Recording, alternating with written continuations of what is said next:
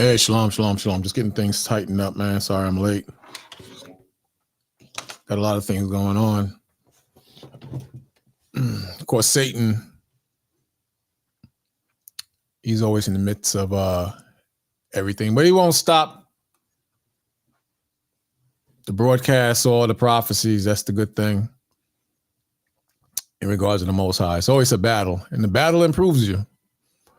But let me put this thing down here. Just give me a second.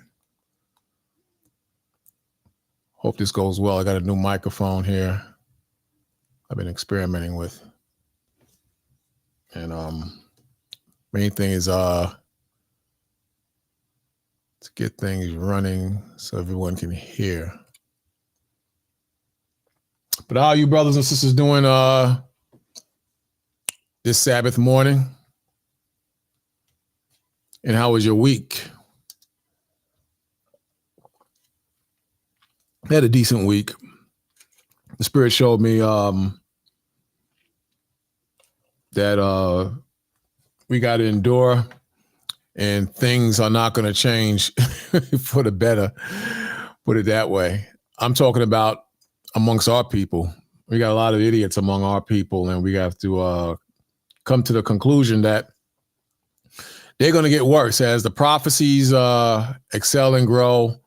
The nature, the character, the spirit of our people will remain the same or grow worse, actually. Most High tells us that. And the Spirit warns us of that, So what can you do? You got to continue to serve the Most High. A lot is going on in the world, and there's no doubt that the Spirit of the Lord, that's what's being executed. And people are going to be in their feelings. Let them be in their feelings and their emotions. That's fine. That's fine. Let people be in their feelings and emotions. Nonetheless, the Most High, he tells us what's up, man. He tells us what's up and how to deal and cope with the very people that's an issue. Hey, Shlomak, you can hear me?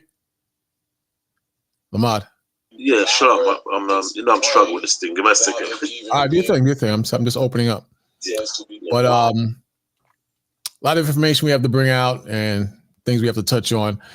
And I pray that you brothers and sisters, you're in good spirits. But give me a second. Let me get things together, and we'll get things situated very soon. Forgive me for my tech issues that I'm experiencing. Got a lot of things going on. But I'll be right back with you. Shalom.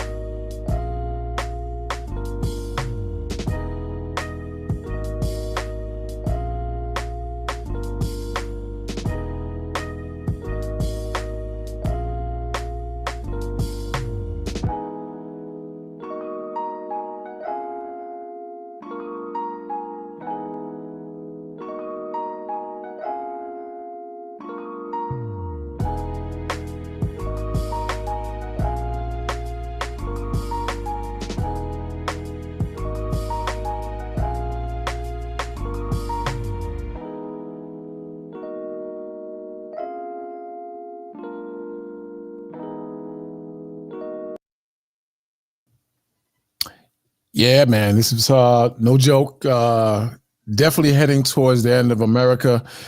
We're gonna see what's gonna happen this Tuesday. This Tuesday is the big day, brothers. This Tuesday is the big day, sisters. We're gonna see what happens, what transpires, and how the Most High, he gets down with the get down as far as anarchy predicted after this election, or possibly before the election. Some say there won't be an election. Let me put my face up for this. Some say there won't even be an election. That's what some are saying. So, this should be very interesting in seeing, we're going to see where this is going. But, hey, man, the good book predicts that our day is right around the corner. We just got to have patience and watch as well as pray. So you got a lot of brothers and sisters who are in the ignorance, and they believe in the whole voting process. They believe that America, I can see you now. They believe that America is going to change for the better. I don't see that. I don't see that. The Most High, he tells us clearly that his prophecies and his will, that's what's going to be established. He doesn't go back on that. And for what if some don't believe? The Most High also tells us as well. So, we'll just wait and see. Hold on 1 second. Cancel that. Hey, Shalom out. Shalom, Afiam. Bye, Shalom. Shabbat Shalom. Shabbat Shalom. Elder Bakwash, Elder Lamont. Shalom. Saying, man, you gotta hang strong. You gotta hang strong, especially if you're in a fight, because we're tools and vessels being used for the Most High. So the more you know, the more hell it's gonna be inflicted on you in certain cases.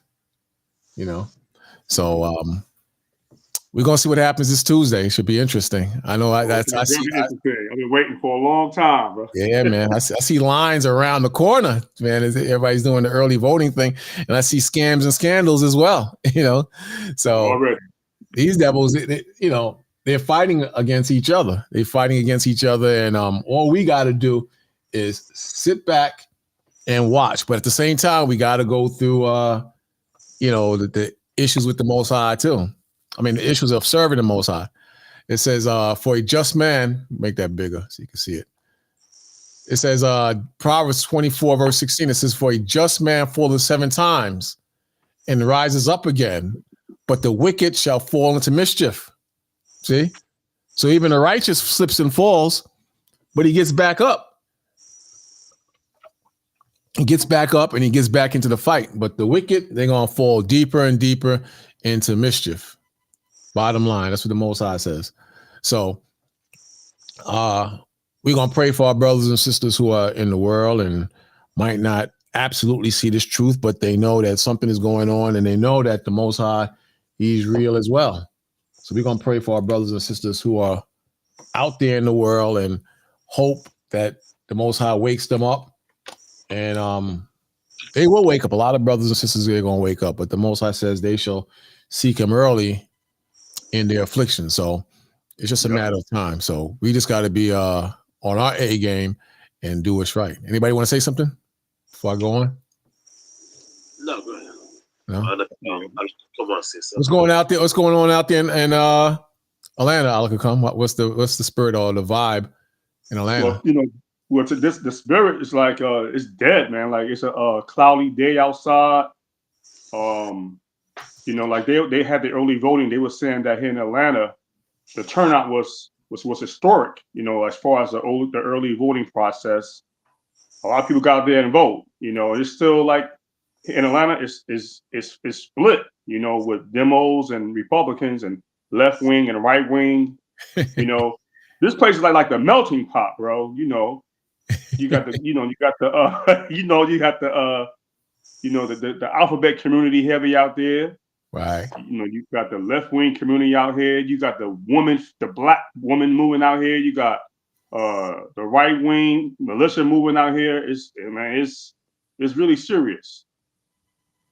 And it's like I'll be observing Atlanta a lot, and you only hear mostly our people so concerned about this daggone election, man. Mm-hmm.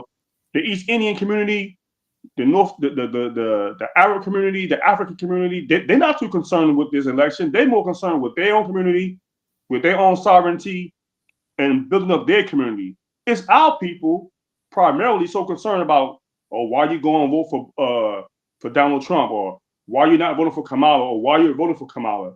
We're the only ones worried about that. Yeah. And to me, voting is superstitious, man. You know how Yhwh'S said, what did Yhwh'S say? can Satan cast out Satan? No. Right. You know what I'm saying? Satan can't cast out Satan. Because if he did, we would not have to not have to vote. Mm-hmm. You know? And we don't have to vote, you know what I'm saying? But we vote for Yhwh'S, man. The ones our people ignorantly call Christ, man. That's what I vote for. Yeah, they don't want to hear that though. They you know, they'll talk a good one when it comes to the Most High, but they really believe in the system and man and voting, right. You know. But that's going to fail, and the Most High going to show His power, and as they get comfortable in the world, the Most High is going to pull that rug from under them, and they're going to be in for a really rude awakening as time go on, you know, because that's not saying nothing, you know. Really isn't. Not at all. It make no sense to be that damn ignorant. And there's a divide between the black woman and the black man in regards to that too, man. You know, there's a big divide, you know, and it's heavy because the black men, they tired of the bull crap, and they telling the black women, you know, we don't want to be a part of this no more, you know. And we're gonna see, man, because that's a heavy thing, man. There's a heavy thing going on. But overall, you know, you got war and you got things jumping off all over the world. Right. And, it seems like people are not focusing on that. You know, they had a damn flood in Spain. Oh yeah, it killed a few people. They're not putting the actual count though. That's the thing. It's kind of weird. They're not putting the actual count. But you know, people are not focusing on that. Then Iran, you know, lobbed some more missiles at Iraq. Iran lobbed some missiles at Israel. So they're not even focusing on that, and that's not crazy, man. So there's a lot of things happening, and people are just ignorant of what's happening. They're focusing on just this voting thing, and they're very ignorant as far as what's going on. I'm trying to pull up a story for you. Bakwash, yeah, just remember, right? You remember the flood that happened in North Carolina, right? This guy was, I'm gonna show you guys the video later on. This guy said over tens of thousands of people died in North Carolina, especially this place called Sundown Town, when that brother was murdered. Yeah. They said they asked him for 10,000 body bag because it was so much, the flood was so bad, tens of thousands of people died, and they said that the bird was eating up a lot of dead body. Right. There was on, you know, you remember 99.5 with Amy Goodman, the WBAI. I forgot what it's called. WBAI. Yes, sir. On Thursday, tens of thousands of people died, man, in Columbia, North Carolina. That same place that these people died at, the flood came and destroyed. There was a brother, I think his name by Wee or something. He got lost in that town. And what happened, he was walking around to get help. And, you know, they call it Sundown Town because we know that's when, if you're not in your house a certain time, you are dead. And they said, Lord, they cannot do nothing about it. You know what I'm saying? Right. They're not going to do anything about it. So that brother was murdered at that place. Then 2 weeks later, the flood came and it destroyed tens of thousands of people. And they're not bringing that stuff on the news. You know what I'm saying? No, and then they have a brother that got, he was a Marine in Florida. He called the cops, you know, he called the cop for help, and they you know, they murdered him. Then there's another incident happened with this 42-year-old brother. What happened? He called the cops to get the tenant out of his house. Now, when the cops came, the cops asked him for his information, and they, you know, went into the computer and said that he have a warrant. The man didn't have no warrant out. They just took out a gun and blow the man away out. Then the cop was there crying, so I'm sorry, I didn't mean to do it, you know what I'm saying? I don't know if you heard the story. You have $1 million house. And it looked like Esau did not like to see this man got such an expensive house and they don't have nothing. They murdered the brother, man. I can't remember the guy's name, but I'm gonna try to find it later. But it's 42 years old. Cop blew him away.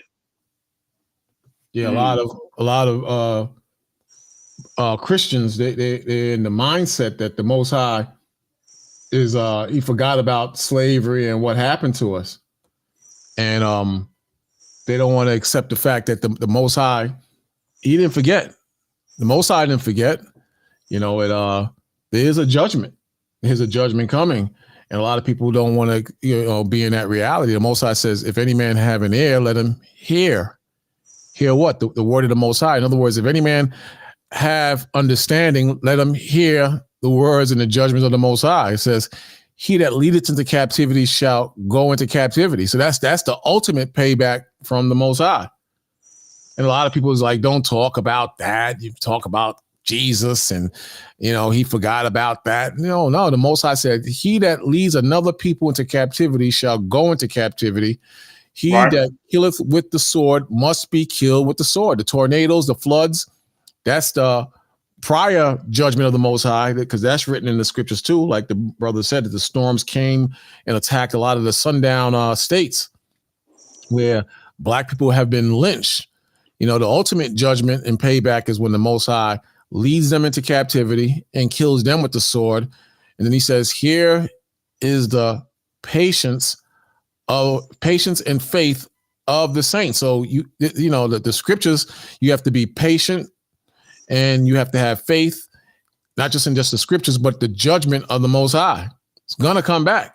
So a lot of people, they forgot all this and what happened to us. They forgot how, we were bred like cattle. You ever see those videos where they breed pit bulls and they sell the pups? They did that with us, like we were dogs, man. So the Most High, he didn't forget that, and you shouldn't forget that either. And you Hispanics, you saw what they said in that speech in Madison Square Garden. That comedian is they make it like it's fun and games and jokes, but they really believe you're garbage. They really believe you're garbage. So you got to snap the hell out of it. What's that? I said he really meant that. Yeah, he meant that, and that's how they think of you, man. So, hey, so Lucky, I didn't see that one.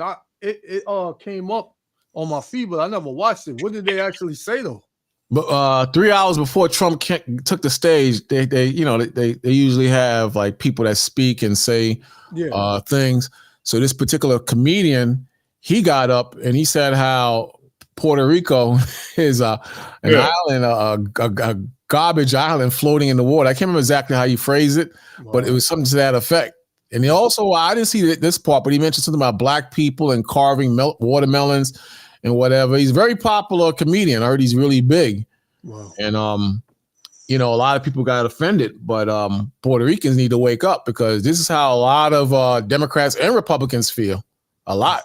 So they need to wake up. But, this says, scripture says that Ephraim is a silly dove. Ephraim tends to be very silly and jokey and childlike, important issues. They don't lock into that. But at some point, they got to snap the hell out of it and face the reality of what's happening in this country. They will, when the money runs out and all hell breaks loose. They will. It's gonna come, man. But they just need a good spiritual kick in the ass to get into gear. That's what they need.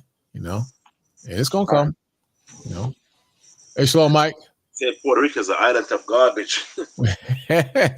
Floating island garbage. A comedian Trump rallies called Puerto Rico a floating island of garbage. Mm-hmm.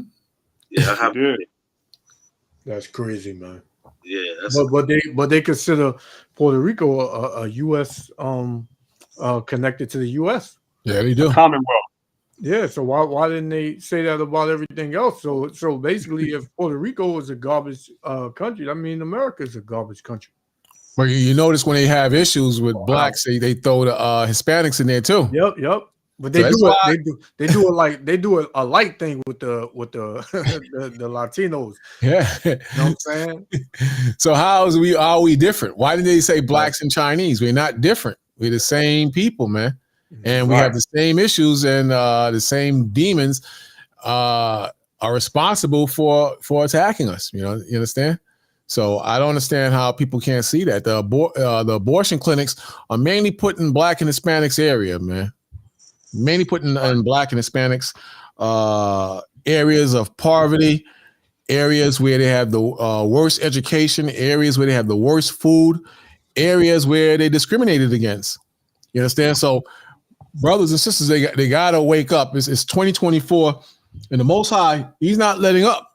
He's not letting up, man. He's showing that this place is going to hell, man. It's just a matter of time before the ultimate destruction. But you got to be out of your mind and don't have any sense not to be able to see where this thing is heading, man. You got to be out of your mind. You know? Yeah, Akiem, I have read the day before yesterday. Did you gentlemen know that since 1977, there have been 20 million abortions within our community, y'all? Yeah. 20 million. And that's what they're reporting. It's probably more than that. Man. Yeah, it's probably more than that. Oh, yeah. That's the biggest killer in the black community. The damn abortions, man. Abortions? That's 20 million, man. Yeah. That's a lot, man. That's a hell of a lot. This is why they want to keep that on the table. You know, it's really not a federal law that they are banning it. They're saying it's up to the states, each state, to decide if they want to ban that. Just like the lockdowns. The lockdowns wasn't really a federal thing. It was each state was supposed to decide how they want to lock down the people when we had the pandemic.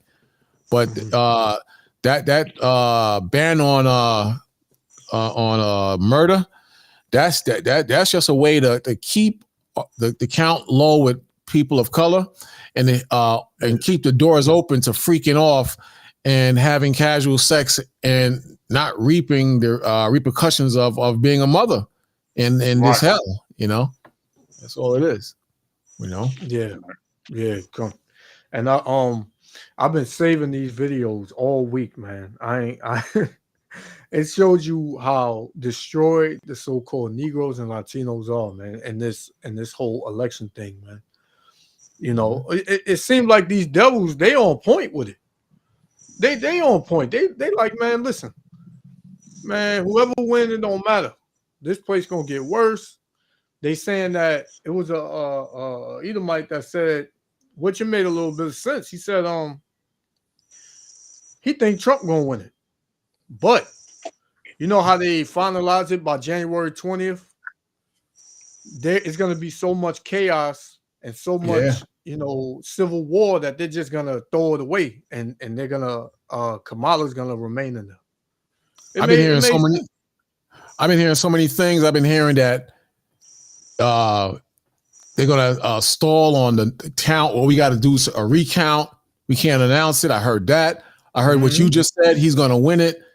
Then I heard even if he wins it, they're gonna give him so much pushback. It's gonna be like a waste of time. He shouldn't even have ran. Then Antifa and Black Lives Matter, they're gonna jump on the scene. They're already starting up in New York with this dude that choked out that homeless dude, that veteran that choked out the homeless dude. They already starting on that. So so it's just chaos already. So they prepping the people to go to war. That was everything. new? Huh? That was new. The veteran choked out a homeless dude. That's new, or that's remember the first guy? I'm gonna share it right with you now. Remember the dude who was the homeless guy was acting up on the train? Yeah, he was singing and all that. Yeah. Okay. They bringing that back up? It went to trial yesterday. It was the first day. Yesterday went to trial. Come on, man. They bringing this out now. Yeah, because of the election, man. Daniel Penny's lawyer argued he protected others. Persecutors say he went too far as New York subway manslaughter begins. Started yesterday. So this guy, he might walk, but look, you got protesters for the dude that died on the train tracks. They jumped on the train tracks. At least that's what I think it is, man. That's crazy. It says protesters stand on the train tracks at Lexington Avenue, 63rd Street subway station during a Justice for Jordan Neely protest on May 6, 2023. So this was a year ago they was doing this. Yeah. But look, it's picking up momentum, Wow, they had some really good pictures. I lost it. I should have saved it, where they was choking the dude out, Yeah, I remember this dude, yeah. So they had him like a serious chokehold, man. And I can't, they don't have it now, but man, they could have let him go after a while, man. Yeah, but all that's to rile up the people and bring more chaos, man. It's always a so-called Negro that they, they use in their ritual to get the people going. Well, that's what they're saying they're going to do now. They're going to sacrifice a black man on the subway or something gonna happen with a shooting, and then they're gonna, jump it off. And a lot of people believe that can't happen, but you got to realize there's a lot of money that's on the table. Whoever controls the House and the Senate and so on and so forth, you control the money, man. There's a lot of money to be made. Even with war, I got some stuff on the war, how, there's a lot of money on the table, man. Lockheed Martin, Boeing, all these guys, they love war. They love war because that fills their damn pockets. Yeah. So you got to think, brothers got to come on a level where they follow the money, follow the prophecies, follow the money, and follow the devil Esau, and then calculate where we at and where we going. Brothers got to be in tune with that, and just take it from there. The Most High says, I was looking for the scripture earlier. I'll get it later. But a kingdom divided against itself will not stand. It's going to fall, man. And this is where we at, man. It's like we're in a kingdom that's divided against itself, and it's going to fall, man. It's going to fall. Bring your video back up. Even Luke 12:51. The Lord says, suppose that I come to give peace on earth, I tell you, neighbor, rather division.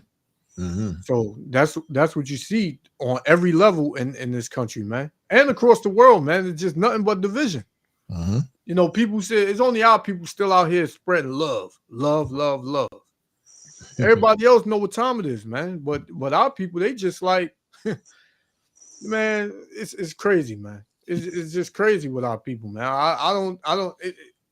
You got the damn black woman crying with her bad wig on, talking about she's so happy she can vote for a black woman, and yeah, man, I got that video too, man. But it's crazy with our people with this election, man. Yeah, but this is the division right here, though. We're divided, like you put in scripture, because even amongst ourselves, we're going to be divided. Like in your household, you might have sisters or aunts or your mom. They want to vote for this woman too. Yeah, not even on financial issues and taxes and so on and so forth, just because she's a black woman, so called. Tell them Slacky Priest. She never tell them. You never heard out of her mouth that she ever said she's black. No, you know what I'm saying? That what happened is she said she's Indian. Negroes, they went to call saying that she's black because her father came from Jamaica. That's how stupid all people are, you know? That guy said the other day, well, yes, if she win, she ain't gonna get no jerchkin. So stupid, you know what I'm saying? But it's Matthew chapter 12:25, a kingdom divided into itself. Matthew. I mean, just read what he had here though, and the one he called in Luke is the next verse, because it says the next verse, it says, for from hence shall be 5 in one house divided, 3 against 2, 2 against 3. That's right. Father shall be divided against son, son against the father, and the mother against the daughter, and the daughter against the mother, and the mother-in-law against the daughter-in-law, and the daughter-in-law against her mother-in-law. And you're going to have that as we go further, because what's going to happen, people going to wake up. People going to wake up and say, them brothers on the corners talking the truth, man. Those guys speak hate, and it's going to be division in the household. Then there's on a simple level, division in politics. This is why they say you should never get in a debate or discussion with politics and religion, because people hold those things close in their heart, man. Yep. Those are the two things that could cause a fight just quick as any other thing, man. Like you talk about politics or religion, yeah, man. People be ready to go in on you, man. What you said, nigga? What? Be ready to fight. Yeah, man. Be ready to fight, man. It affects them, you know. Yeah, especially when you especially when you cutting them up and they start not making no sense, and there's a crowd around and everybody's seeing that. Yo, man, you ain't saying nothing, man. Oh, yeah. They get mad. They get real mad, brother. Because there's a spirit that come behind that thing, boy. That's right. And, That's and unfortunately, the black woman, she's in this because she wants to see women rise in power. You got women who believe in the Bible, even in the truth. They're biblical feminists. You know, they got that right. They're biblical feminists, and they want women to be in power. And what they tell me is the men is not doing a good job. So God sent me to step in the place of the man, not the sisters in the faith. I'm talking about Christians now. This is what they believe. They rocking with that, and they're gonna be destroyed too. Yeah, Gonna be destroyed. But they're not letting that go. They going to push back. They want to go back to the 80s and the 90s and drink beer and have a good time. But the Lord is not having that. And when you come around, oh boy, here come these brothers with these Bibles and their dresses on. What is it now, brother? You know, two men can love each other. It's love. Love is love. It don't matter. You guys, you gotta stretch your minds. You gotta open your minds. You gotta be more open-minded. God, He's not concerned with color. He's concerned with your heart. He come with everything, man. He come with everything. So you know, down here in Atlanta, brothers, they have alphabet churches. Oh, I'm not surprised. Those been on. Yeah, we got one down the block from us where we teach at. It's a big flag. It's down the block. It's going more towards like 9th Avenue, something like that. Yeah, man, look at this, man. Young Jake holding a. Come on, man. This is crazy, man. Like, that's crazy. Where's that scripture, Lamad? You had? You said it was Matthew 12. Go back to Luke 12:54 for a second. Just wanted to bring out something. That other one was Matthew 12. 25, I believe. Go back to Luke. Yeah, start at verse 54, right? 54. And he said all. This was very important one you brought us. Luke 12:54.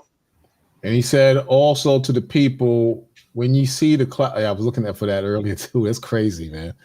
And he said also to the people, when you see a cloud rise out of the west, straightway ye say there cometh a shower, and so it is. Right. So the people know these things, right? That's what. Yeah, go ahead. It says, and when ye see the south wind blow, ye say there will be heat. And it cometh to pass. Right. 56. Ye hypocrites, ye can discern the face of the sky and of the earth, but how is it that ye do not discern this time? Right. Another word, the Christ was talking to the Pharisees. He said, you could see all these things come to pass. But he said right here, ye hypocrite, you can discern the face of the sky and of the earth, but how is it that you do not discern this time? Meanwhile, spiritual things happening in spiritual. That's right. You cannot discern spiritual things that's gonna happen. That's right. You know when it's people. It's like a preacher said. No, I said they know when it's gonna rain. They know when it's gonna get hot. You know, they put their hands out the window and feel the heat, and they determine that on how them putting on shorts or whatever. Right. You can't discern these times, the times that you live in. Exactly. See, so it's like a lot of these people they have mindset like the Pharisees, you know. Christ cannot discern spiritual events. Shame. Yo, those are clips that you putting up, man. Those, man, it's a bunch of weirdos. Damn, man. Yeah. Weirdos, bro. Damn. You're gonna get mad at us, man. Damn shame of yourself, man. Yeah, exactly. Ain't nothing wrong with that, but what we said, what we pointed out, come on, man. What the hell? No. What was it? It was Matthew 12 and 25, and you can read to 20. 12. You can read to 26. 25. Yeah, man. That's what's happening. Satan is casting out Satan, man. These devils is upset. Yeah, you got it. You got it, Elder. When I just said when you do read of Luke 12:25, right? I meant you say spiritual crisis, not spiritual time. Spiritual crisis. Yeah, come on. They could not understand spiritual crisis. That's an event that's gonna happen. Oh boy, here we go again. We gotta somebody in the comment section visiting an old update. Saturdays is now we new official Sabbath day of rest. Thank you and pardon me. We. What are you talking about? I guess he's agreeing with us. I don't know, man. Yeah. I think it sounds like he agreed. Yeah, before that we believe we're in the Shabbat right now, man. We are in the Sabbath. I don't know what he's saying though. I guess he's agreeing with us. Yeah, I guess he researched it and he figured it out. Yeah, praise the Most High. It's about time, man. Because I don't understand that at all. I heard these brothers is pushing this any day Sabbath, this lunar Sabbath. They was corrected on it, and they still didn't accept it. So now that what you're telling me, the fact that you still didn't accept it, is that you just want to what you call it, be in the world. You just want to do things on the Shabbat now. That's what that's telling me. Mm-hmm. Yeah, right. That don't make no sense. But to tell people the Sabbath can fall on any other day, you're misleading the people big time, man. Oh boy, that's ridiculous. Yeah, it's ridiculous. So, you want? If the Sabbath was fall on any other day, then that means the whole book of Leviticus chapter 23 is incorrect. You got two Sabbath. You got the weekly Sabbath and you got the high holiday Sabbath. So I don't understand how they gotta pull away the weekly Sabbath. You know what I'm saying? And it makes no sense. It's so stupid and ignorant. And how would you the Lord, he was in the ground 3 days and 3 nights from the Passover. So, from the Passover, let's say is the 15th day of the first month, so your Sabbath had to start around the 14th or 15th day. Some people do it differently depending on what days you pick. 3 days later, it says as it dawned towards the first day of the week, the Lord had risen. So that don't make any sense. The first day of the week is so-called Sunday. Only 3 days had transpired. Some have they add a day or take away a day. It still doesn't equate to 7 days. So that doesn't make any sense, So that's just ridiculous. Then your feast of weeks, your days would be off. You can't calculate consecutive Sabbaths and not have a break in those Sabbaths. Hey, Shlomo, good to see you, man. So I mean, it's just you just gotta have common sense, But to me, if you don't see that after a while, you just want to party and have sex and do what you want to do on the Shabbat. That's all that is. You're just rebelling, and you'll pay a stiff penalty from the Most High, maybe even death. That's right. So stop doing that bull crap. That's all I can say. Yeah, and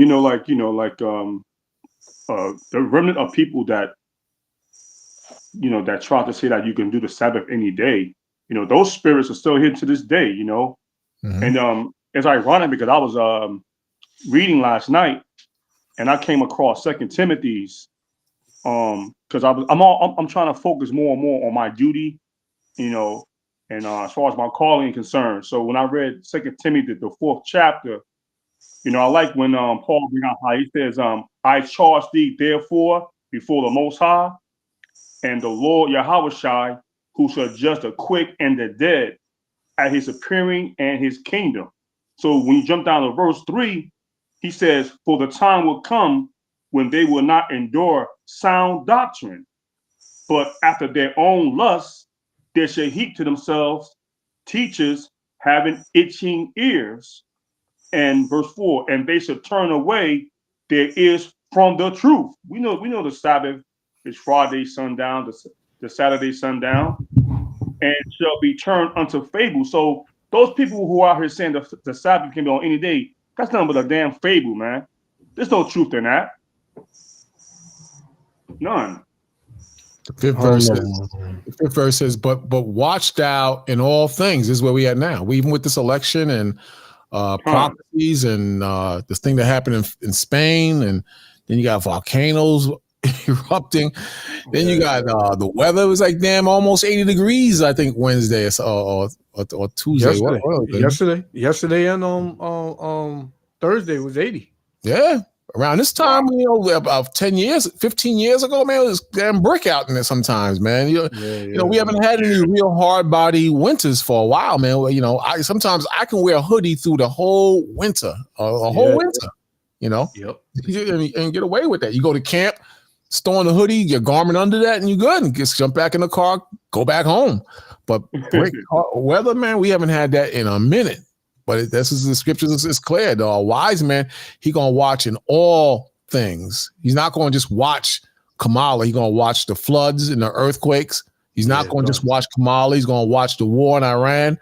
He's not gonna just watch Kamala, or she's not gonna just be locked into Kamala. I want a black woman president. Not gonna be locked into that. You know, you're gonna be locked into the war in the Ukraine. You're going to be locked into the finances. All those things affect us. This is why the Most High says to watch, and the Most High's hand is in all those things too. So he says, but watch thou in all things, endure affliction. See, so we're going to be afflicted, man.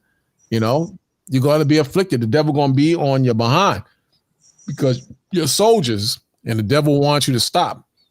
Do the work of an evangelist, see? And the work of evangelist is going from place to place and preaching the gospel and the works and the laws and the commandments of the Most High. You're on the move. Good soldiers are on the move. And then it says, make full proof of thy ministry. Be able to expound and make absolute proof, Most High's will, of what you are ministering to the brothers and sisters out there in the highways and byways, and fight. You got to fight, but you got to, study and make full proof. And sometimes you got to, change up a bit, to get your study habits back in the par and whatnot. And you got to recognize when you're kind of weak. You got to recognize those things. Yeah, come on. It's like a priest. I just want to just read it for a second, right, guys? It's called the All Overview. It said, the names. Anyway, I would appreciate you and Bakwash, Yahshua and Bakwash. Hope to do some more Google's look up stuff. Where you reading that from now? You reading that on Google? It's called All Overview. You don't see a tab on your screen that says share? See if you see something that says share. It should be like a TV symbol, like with an arrow. Yeah, a TV. It's like you see the circles on the bottom. You have the microphone, the camera. Then you see like a TV with an arrow. You see that? A TV with an arrow. You see the microphone, how to turn up, like you see when you want to turn off your camera.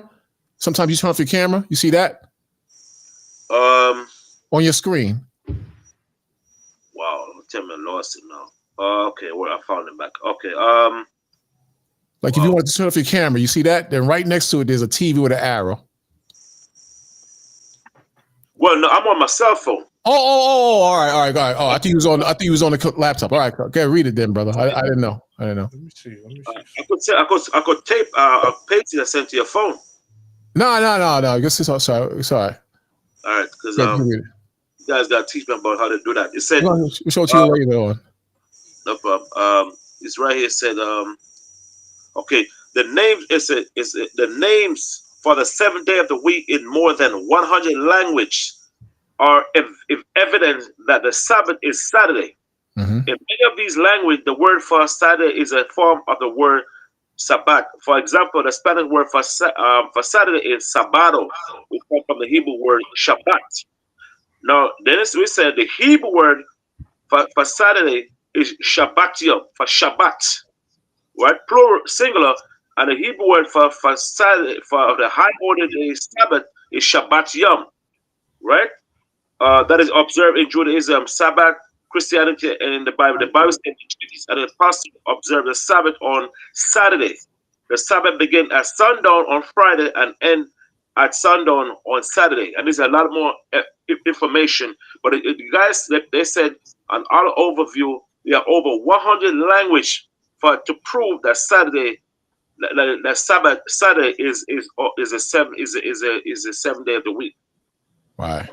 See what I'm saying? So, you know, I don't understand that these guys cannot see. You know, or 100 and it's still equated for Saturday. And when you look at the word Saturday from the Hebrew, it's just Shabbat. You know, so I think they don't want to see. That's what I think. I think they don't want to see, man. I think they don't want to see. They don't want to see party and whatnot. That's what I think. Yeah. Go on. You know, good read though. Good read. Well, yeah, go on. I got this other article too. You want to before you know. Not article on what Lamar just read, or something else different. No, something different. That's basically what the country is coming to. You know. Play the video first. I'm play the video. All right, go on. You got it up. Oh, okay, go on. Mm-hmm.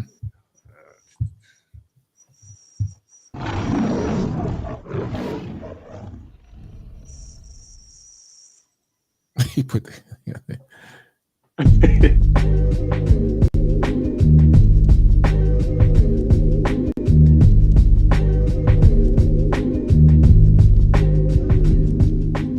Does anyone feel like humanity is just taking one last long collective breath before we plunge deep down into dark, unknowable waters?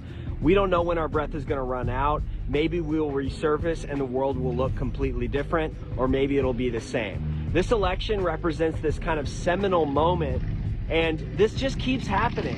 This is not good for humanity. You can feel the collective stress that's happening right now. No matter what happens, it's hard to believe that the world is going to be better after this election. Because if Kamala wins, genocide will continue, everything will continue to deteriorate, but at a slower pace.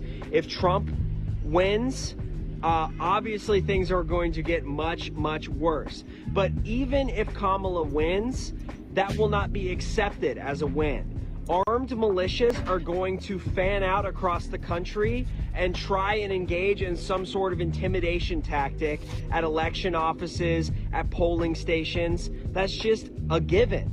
And I think this reality has really set in on people that we basically just have to accept that life is going to get worse under either candidate. And that leads to this sense of morass and depression that just pervades our society. It's tragic. spot on. Yeah. You know? Oh, yeah. Check this out since he said that real quick. It says, in 2024, 43% of adults say they feel more anxious than they did the previous year, up from 37% in 2023. Look at that. And 32% in 2022. Adults are particularly anxious about current events. 70%. 70% anxious, man. Have more. Yeah. Especially the economy, 77%. The 2024 U.S. election, 73%. And gun violence, 69%. So this is nothing to take lightly, man. People are feeling the pressure of the Most High. This is why the Bible is so important. Nobody should tell you to disconnect from the Bible. It's all lies and A, B, and C. Nobody should be telling you that, because the Most High tells you in the last verse we read about he that leadeth into captivity shall go into captivity. Here is the patience of the saints. You know what I'm saying?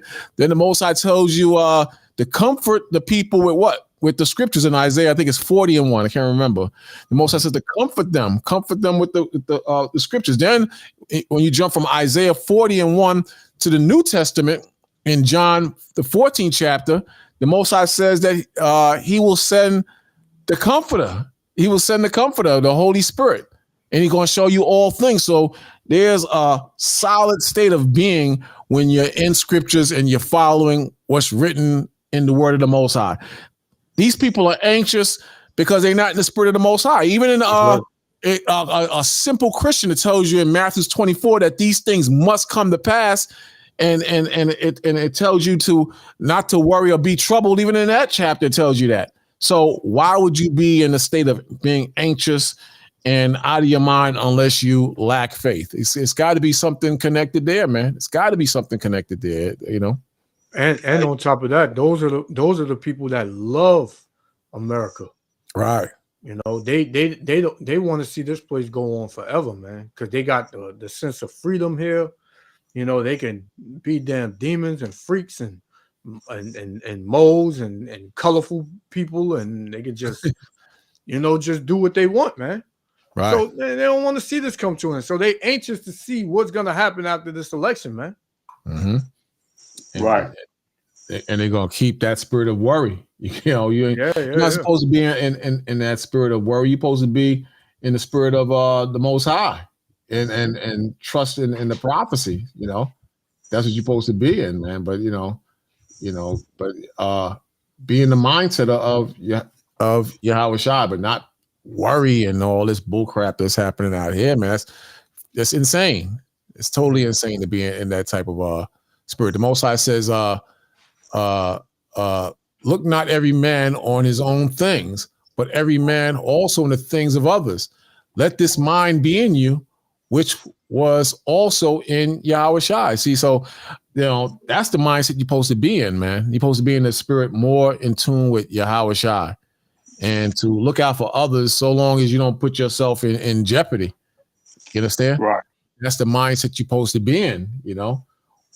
Who, being in the form of the Most High, thought it not robbery to be equal with the Most High, but made himself of no reputation and took upon him the form of a servant and was made in the likeness of men. And that's what we are. We are servants of the Most High and to men. And our job is to administer the word and a different life or a different program to our brothers and sisters who are out there on the streets or in our travels. You understand? The problem is a lot of brothers are not trying to hear that. They more into the election. They more want to deal with that, you know. Right.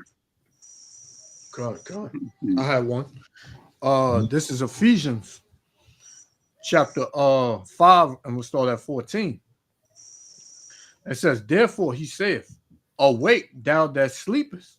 So how are our people sleep? Spiritually sleep, man. Mm-hmm. You know, being the first ones at the polls.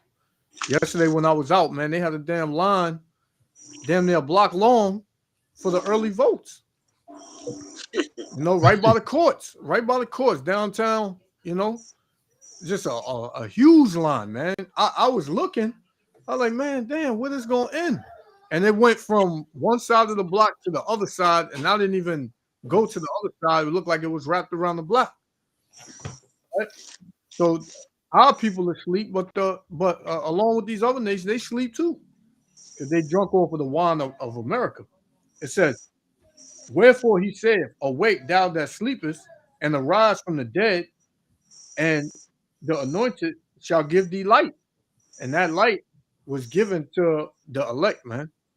We have the light to see these things. You know, the ones that are in this truth, in this walk. You know, spiritually, you know, we're spiritually awakened, as they say. You know, we have the light on us. It says, right. See then that ye walk circumspectly, not as fools, but as wise. You'll be a fool to think something good gonna come out of this election, man. For you, especially as a so-called Negro or Latino, you'll be a fool. Right. You know, you're walking as a fool. You're not walking in wisdom. How do you obtain wisdom? You know, from Yahweh B'Shem Yahushua. And our people ain't concerned with that. It says, redeeming the time, meaning take hold of the time, right? Because the days are evil and it's going to get more and more evil. You know?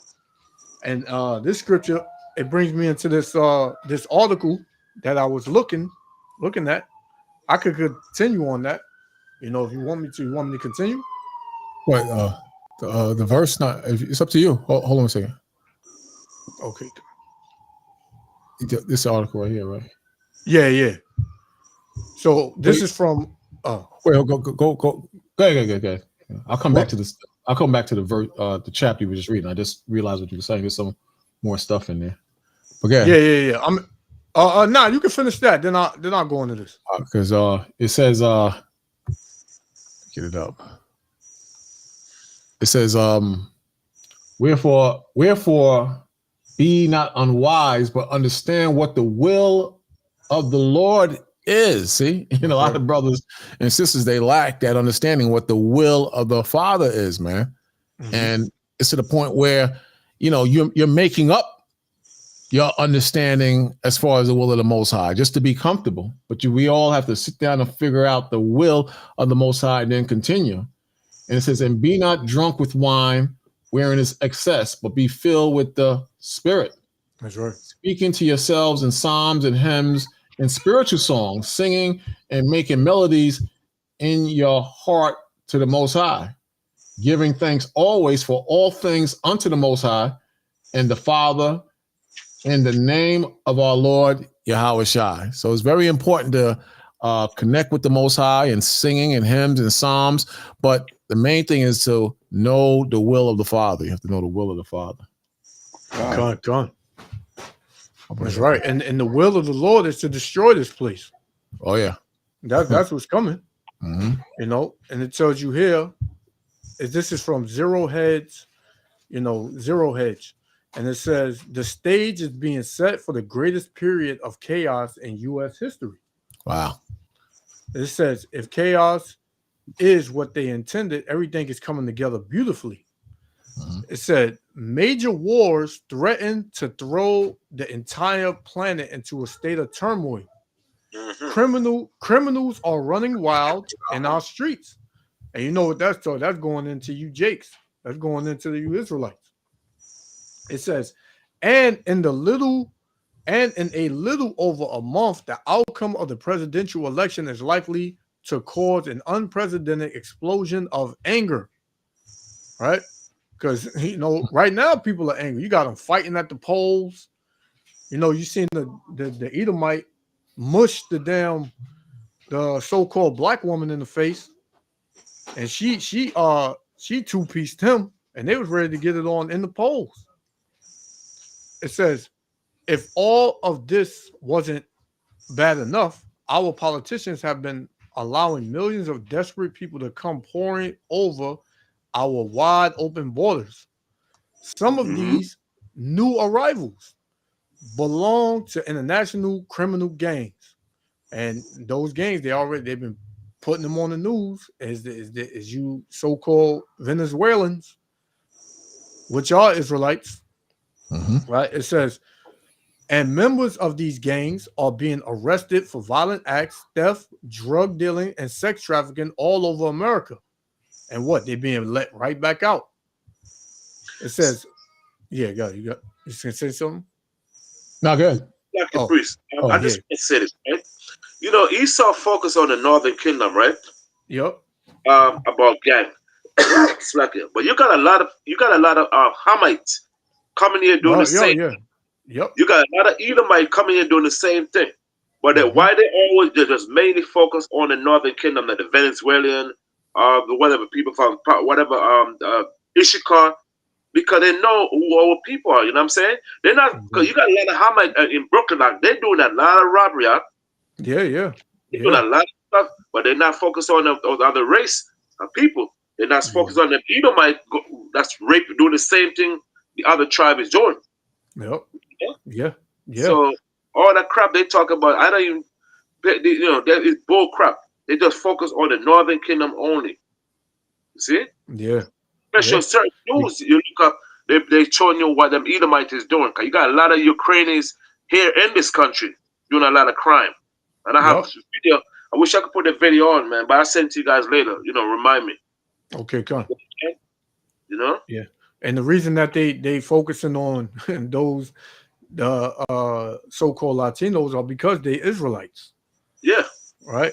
Like we always bring it out. Why they not bothering with these other nations, man? Every type of people that's not from this country came over here. But they focusing strictly on the so-called Venezuelans, the Ecuadorians, the Salvadorians, the Mexicans, so-called. Why they being highlighted? You know, because they are Israelites, man. Yep. And they want to make you the face of terror. They want to make you the problem. Salakia. They want to create an image of Hispanics being the worst of the worst, and put the pressure on a lot of white people to recognize that and push back. Yep. Because you hear them on the news. Oh, you got to take our country back. You know, you got these illegals running around, and you know they're robbing and they're stealing and they're looting. We got to take our country back. And when Esau talk like that, you know that's the devils that got a whole armory in their house, man. Oh yeah. Them devils talking like that, they waiting, man. They done shined up there. You know, I was looking at a post, and these devils clearly see. This was on Instagram, man. I wish I would have kept it. These devils was in the woods, all masked up. So it's about 10 of them, but one of them, I guess, he was the leader, and he was fully masked up. He had a shotgun in his hand, and he said, "Well, you know, everybody is going all crazy over this election. It's on. He said we're going to only accept one result," and he said Trump. He said, "But he said I'll tell you now." And he said it just like this. He said, if Trump don't win, he cocked back his shotgun and he said, "I'm coming for nigger blood." Look at that. That's what he said. And he said something because they was all masked up. And when he said it, all them devils behind him, they said the same thing. They all lifted up their fists. So listen, man. And these are the devils that walk past you every day. But you'll never know that because they all masked up. Yep. You would never know. It's crazy. You never know. You just think that's Billy Bob, and you and him talked about the Yankees and the chances of winning the World Series, and they didn't, and said, "Oh damn Yankees suck," and you know all that, man. But these dudes got AR-15s. They have secret groups. They ready, man, because they see these Hispanics coming through the border as a major threat, especially the ones, the bad apples that's armed up and taking over buildings. So, you know, to a degree, they see that like, what the hell has America become? You know, they see Negroes is running rampant and damn Chicanos is everywhere. They think that they're the ones who have ruined America, but that's not true. The ones that ruin America is a goddamn thieves in Washington, D.C. And it's been stealing forever. They've been stealing forever. That's the way the damn real power is at. You know, I mean, real problem is at. That's where that's at, man. These dudes is out of their mind. And this is what Alex Jones is trying to like simmer that down. Like, no, don't blame it on the blacks and Latinos. It's just the government and the globalists, which is true to a degree, but to the most part, but that ain't gonna stop it because the white man, biblically, he's been created to be the physical arm of Lucifer on this earth, and he has a thirst for violence. He got the country on violence, and that's not going to change. This man is not going to change. If the Bible could change him, he would have changed 200 years ago. If the Quran could have changed him, he would have changed 200 years ago. If love songs could have changed him, he would have changed 200 years ago. But these guys are all wrapped up in one as the wicked, and they are not going to change. They're not going to change. Voting is not going to change nothing. It's not going to change nothing. And if you're in your feelings and if you think that's hate speech or it's lies, all you got to do is open a history book. We use the Bible. We use Ezekiel 35, the 35th chapter. We use Genesis 27, verse 40. We use the book of Obadiah, you know, so we go by that and the history. But all you got to do is look at the history. That's all you got to do. So these militias, they're not playing around. They want their country back. They ready. Right. And you know what? Yes. Yeah. Salakia, Akim. And you know what? History tells us, man, you know, these Edomites, You know, you have who you got? You got Taman, who's the what? The damn the son of Eliphaz, you know, and he's the head, you know. History tells us that from you know all these wars that have transpired to us being kicked out of Israel in 70 AD, the Edomites, they are the best at you know, preparing themselves, congregating themselves for war. Yep. History has shown us that. Yeah. And that these people, like the scriptures tells us, they do live by the sword. Yeah. And That's meanwhile, you know, you have our people fighting among each other over this election to vote who's going to be the next Caesar. You know, that's why, when we teach this word, I try to tell our people to try your best to open your spiritual eye, man, to see what's actually going on around you. Because like the elder, you go to that picture, they really are prepared, man. They've been waiting for this. And if Trump loses, man, it's going to be some hell on this earth, whether he win or loses. But That's true. we got to remember who these people are, man. Like they are really prepared, bro. Yeah, like you said, they was prepared for this 4 years ago, man. Right. Yeah. When Biden went in office, they was prepared for this, for Yeah. what's going on now. They was prepared for this, you know, when Biden came in office. You know, them devils, you know, this what keeps them going. War, bloodshed. The scriptures tell you that he's a bloody and deceitful man. Right. You know, that's he loves to shed blood, especially you Israelites' blood. You know, this is why he's going to be judged so harshly, man. It tells you that in Ezekiel 35, that blood was going to pursue him. Right. Since he have not hated blood. You know? So come on, man. And our people love to try to come and save them, man. It's not, you cannot save these devils, man. Like the elder just said, if the Bible, the Quran, you know, even being a damn Christian that they hold so dear to could have changed them, they would have been changed. They said we're all brothers in Christ. You know? That's right. He didn't tell you to come to the house, and then next thing you know, he got a big tree back there where he hung a bunch of your people, man.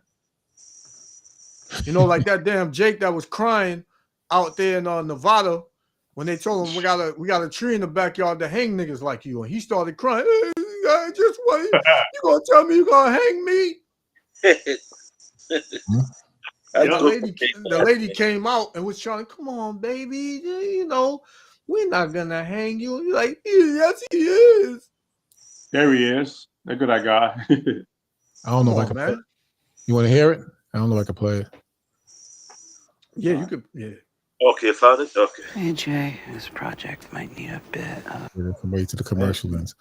Yeah, but you know, they brushed it off. It died down, but the one side used it big time. But I'm telling you, this is how a lot of them feel. It is absolutely wild times. Can you hear it? It really, I can hear really is. And you know, there's a lot going on. Like, I don't know if you guys know this, but there's literally a floating island of garbage in the middle of the ocean right now. Yeah. I think it's called Puerto Rico. Okay. What? All right. Wow. Okay. Wow. We're getting there. Now, again, normally I don't follow the national anthem, everybody. This isn't exactly a perfect comedy setup. And what's crazy is that a lot of those so-called Puerto Ricans that are over here in this country, that been over here in this country, they'll laugh right along with them. You know? Because they looking at each other like, you know, if you just came over here and you don't speak no English, but you got a so-called Puerto Rican that been over here since they was born, they done inherited the mindset of America. So now they think they different. Hey, to this dude, I don't know what type of Gentile you are, but you know, we ain't turning you away from the Bible. We just spitting the truth. You might not like what you hearing, but we're not trying to turn you away from the Bible. You know, the scripture says that the Israelites, they're the light to the world. You know, so you know, the Most High prophesied to us that we would go into captivity, and we didn't say, we're not going to follow the Most High. We had to go into captivity. So the same thing pertains to any heathen or Gentile. You have to accept the whole truth, you know, because you're saying it might give up on us, but don't give. We're not preaching our word. We're reading the scriptures. So you're not giving up on us. You're gonna give up on the Most High, if anything. I guess because, you know, he said he's a Gentile, which that relates to a Christian. You know, Christians just talk all day. You know, they don't actually go in the Bible. So I guess the way we're expounding on the scripture, he's saying that is us. Right. But no, that's what the scriptures say. You know, it tells you in Nehemiah 8:8 that a brother would read and another brother would give the sense. Mm-hmm. You know, so that's what we're doing.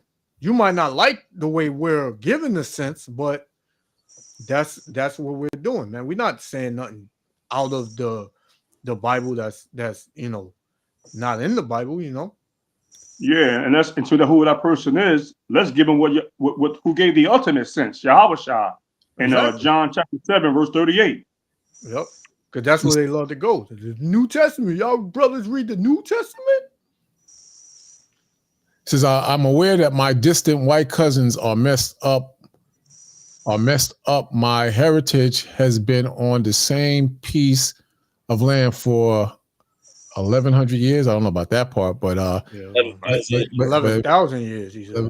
Yeah, but here's what the Most High says in Jeremiah 16, verse 19. It says, "O Lord, my strength and my fortress and my refuge in the day of affliction. The Gentiles shall come unto thee from the ends of the earth, and shall say, surely our fathers have inherited lies and vanity and things wherein there is no profit." So you're probably realizing with the understanding of a lot of white people is that you've been lied to, and you see the country is one big lie. And you know what we're saying, it makes sense. It makes sense that, you know, you're Esau, the Most High's judgment towards Esau, the Most High's judgment to us as well.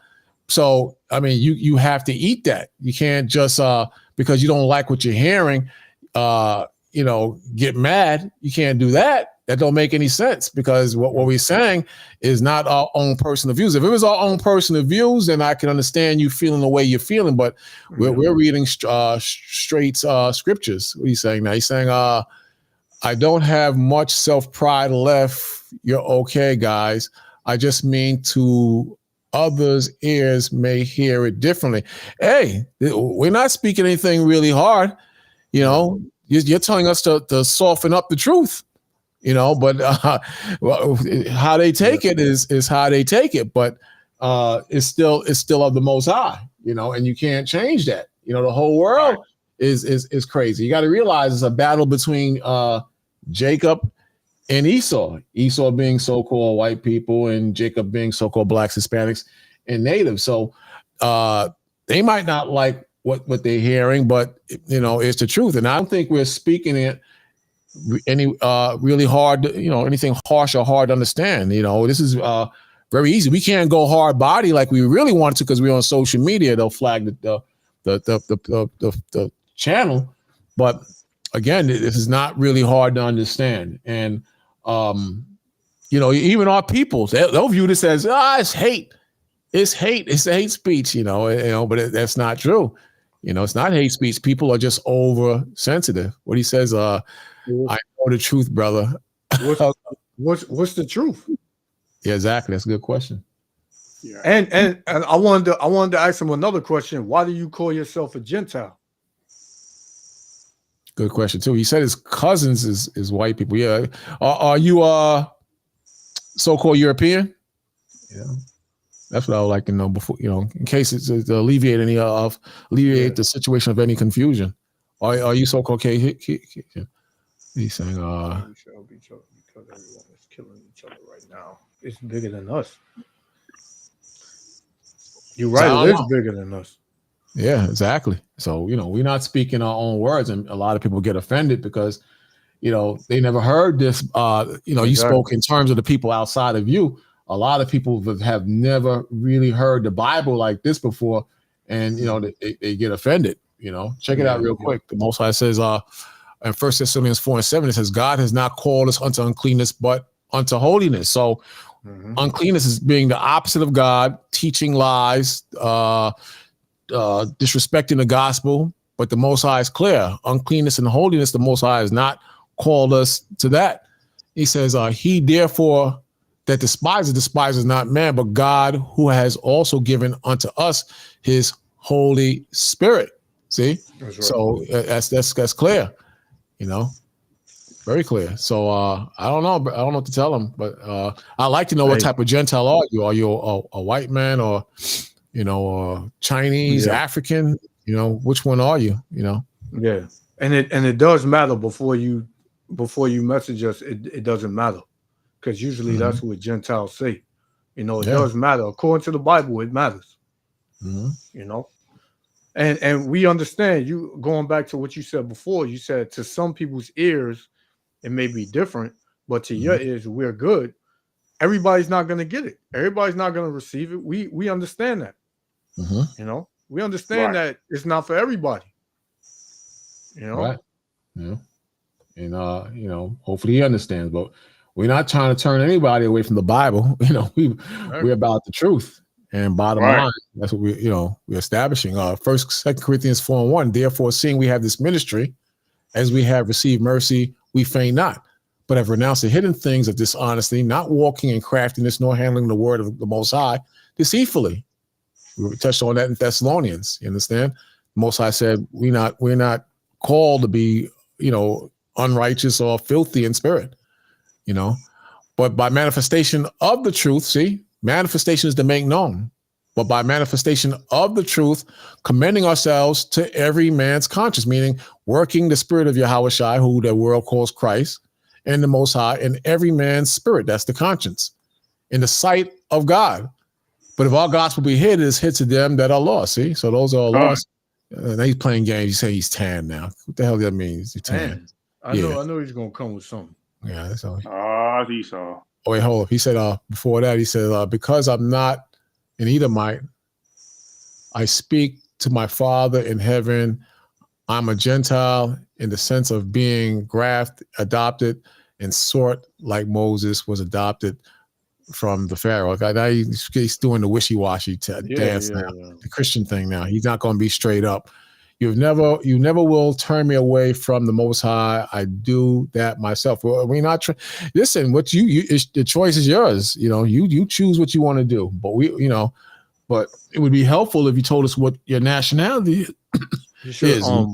You should put a link in to see if he'll come on. Oh yeah. Hit that link, man, so we can have a talk. Yeah, that's a good point. Good. I wanted to bring this out. What's that? John 8 and 47. Because he said, it may turn people away from the Bible, or he's saying we trying to turn him away from the Bible.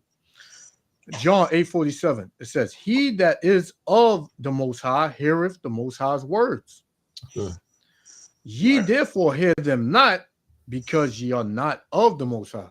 So somebody that is of the Most High, they're not gonna feel no type of way when his word comes out. Only people that's gonna get offended are the ones who are not of the Most High. Because if you say you love God, how can you say you love God and you don't love his word? Every bit of his word, not just what you want to hear. John 3:16. And then that's it. That's all I need to know. No, the Bible is balanced. It has everything in it. Death, destruction. It has obviously things in it you didn't know it existed in it. This is probably why you're getting so bent out of shape about it, man. Well, you can't even tell us who you go back to. You said you're tan. Yes. Oh, he said, I'm Irish, Italian, German. What's your father? Well, he got 3 different nationalities. Yeah, he got, that's crazy, man. Nationality. There's a lot of history and to deal with all of that, but if you're offended or anybody's offended, it's because they don't respect the word of the Most High. And some people will take a Christian approach because they don't respect or accept the word of the Most High, you know? So, I mean, it's up to you. Matthew 24, verse 10, it says, let me see if I can get that real quick. Are you finished with John? You finished with John, brother? Yeah, Con, after you bring this one out, I got another one on what he just said. It says, and many shall be offended. See? That's right. Many is offended of the spirit of the Most High, and shall betray one another, and shall hate one another. And many false prophets shall rise, and shall deceive many. And because iniquity, meaning sin, shall abound, the love of many shall wax cold. But he that endureth unto the end, see, is the key thing. The Christians say they're saved. Nobody's saved. It says, but he that endureth unto the end, the same shall be saved. That's right. See that? And this gospel of the kingdom shall be preached in all the world. Because what's happening? We're scattered into all the world. Christians like to say, well, this is for everybody. No, the Spirit says that this gospel shall be preached in all the world for a witness unto all nations, and then shall the end come. So, you know, so we just waiting for that. But the word gonna go out whether people believe or not. It says no place for repentance. He says, who's saying this? That's another brother. That's my God. Hey, it's the truth, man. So you get upset all you want, you know. All right, look at it. Now here he goes. Now he's getting in this feeling. It says Titus, but avoid foolish, controversial genealogies, dissensions, and quarrels about the law, for they are unprofitable and worthless. Yeah, that's true to a degree, but we still have to teach and preach to our people and bring them out of the mindset they're in. We still got to deal with our people nonetheless, because how would it look if we just ignored everybody? You got people that believe the Israelites and say, don't turn away the white man because that could be Jake. That could be Jake. Huh? Yeah, so you're crazy, man. The Most High tells us straight up in the Old Testament and in the New Testament, but let's deal with the Old Testament first, that, you know, we got to, seek out and teach our people this truth. Isaiah 58:1, cry aloud, spare not, lift up thy voice like a trumpet, and show my people, see, the Lord said to show his people their transgression, and the house of Jacob their sins. That's see? right. So we got to do that. Now, the heathens, you can learn, it tells us in the same book that in Isaiah, that we are a light unto the Gentiles. So the light is the spirit of Yhw'S Christ. So we're going to show you the truth. You might not like the truth because you're not grafted in with us, like you think you are, but we're going to show you the truth. You're not going to like it, you know? Gone. And because he they also inherit those lies. Yeah, gone. Yeah. And you said he says I'm not upset. I'm just curious and interested in having lots of. All right, that's cool. You can learn. That's cool. And you're welcome to come on anytime you want. I put the link down 3 times already. You're welcome to come on and ask questions, and nobody's going to attack you, unless you get belligerent and crazy and disrespectful. That's another story. But you're welcome to hit that link. We don't discriminate as far as talking. Yeah, Con. I wanted to touch on 2 things he said. One, he said I chose. It says, he said, I chose to turn to him. Nobody can choose to turn to, the Most High. He has to choose you, right? So this is John 15:16. Ye have not chosen me, but I have chosen you and ordained you, right? That ye should go and bring forth fruit, and that your fruit should remain. That whatsoever ye shall ask of the Father in my name, he may give it you. So you can't choose the Most High. The Most High has to choose you and set you forth to bring forth fruit, man. Right? The other one you said was but avoid foolish controversy, genealogies. Yeah, that is true. Like the elder said, this is why we go by the Spirit. And your spirit is not really, you're not accepting what we're saying.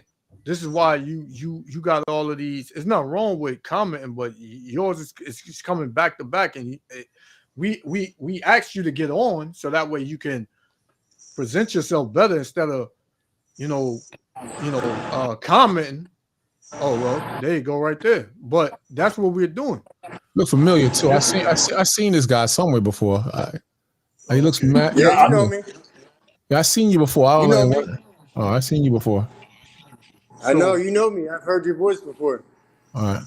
So it tells us in Romans 8:16, it said, the Spirit itself beareth witness with our spirit that we are the children of the Most High. So it's all about the Spirit, man. If you in the spirit of the Heavenly Father, when you hear these words, you're not gonna get offended, man. You're gonna try your best to understand and learn. You're not just gonna scoff off the back. You know what I'm saying? Absolutely. No.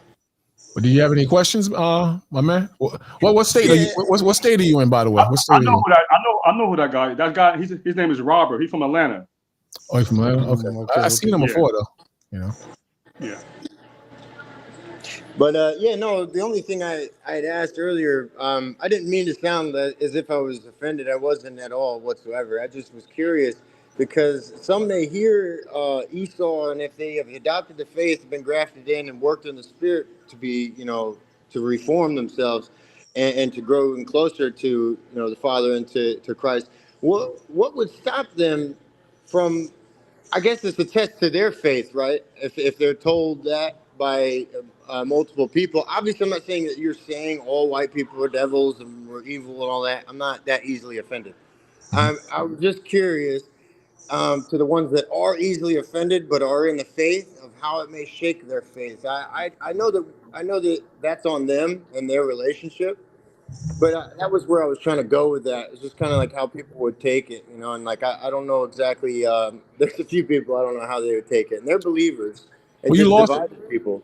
We lost me. You said how they may shift their faith. Like what you're saying? Shift their faith. Affect their faith. Test their faith. Test their faith to what level? Like they never heard about Esau and who's the real chosen, and they kind of. I don't mean about being chosen. I mean about the human condition when. Okay, let's say any person on this planet, you make them feel important, right? And you let them feel important uncontrollably, with no bounds, no nothing. And what would happen to that person? Well, the scriptures don't tell us to make everybody feel important. Exactly. The main thing we're supposed to establish. I wasn't done. I'm just saying, like, if you make that one person feel important, what's going to take over in that person? Ego and pride. They're going to immediately start to feel themselves on things that they cannot, that will never sustain them. I'm curious as to, like, if you told a demographic of people that they will never change and that they'll never, like, if I said this, like, I'm just wondering if I said this to an Oriental family and I told them, you guys will never stop eating rice. You never, ever will stop eating rice because it's not in your nature. Well, I see what you're saying, but I wasn't trying to be like offended. No. I didn't take it as you was coming from, that perspective. We were speaking in terms of the people outside of you. But as far as changing, we read that in Jeremiah that some going to say they have inherited lies. So clearly that there is an awakening in those particular heathens that realize that they've inherited lies and things where there's no profit. But what won't change is the prophecy in Esau living by the sword. That will not change, and them destroying themselves. I mean, do you agree with that portion of scripture? I mean, to some degree, because I actually don't necessarily. I think that everything has been so, I guess, spread genetically since then. I have reason to believe that there are a lot of people that you would never know are a part of these certain groups. And I could tell you right now that all of us gentlemen right here having this discussion, we're not out killing each other. They're doing that to themselves right now while we talk. Who's them? You talking about our people that's killing each other in the gangs? No, I'm talking about people in general, like at war, people in the street, people are doing drugs, people. It doesn't matter where you're at. People are killing each other right now as we're talking. So But there's a lot why? more people living by the sword than just one demographic. Because when I really look at it, there's a lot of different groups that have complete control over people. So who's the nation that's in control of the earth right now?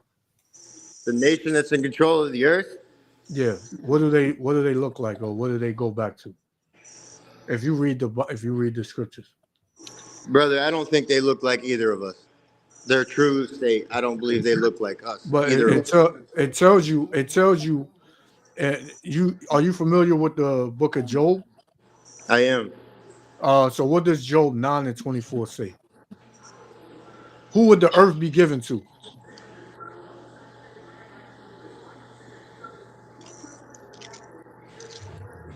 I don't know the exact words.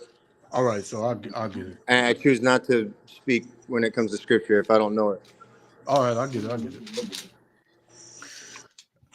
This is Job chapter 9 and verse 24. So it reads, "The earth is given into the hand of the wicked."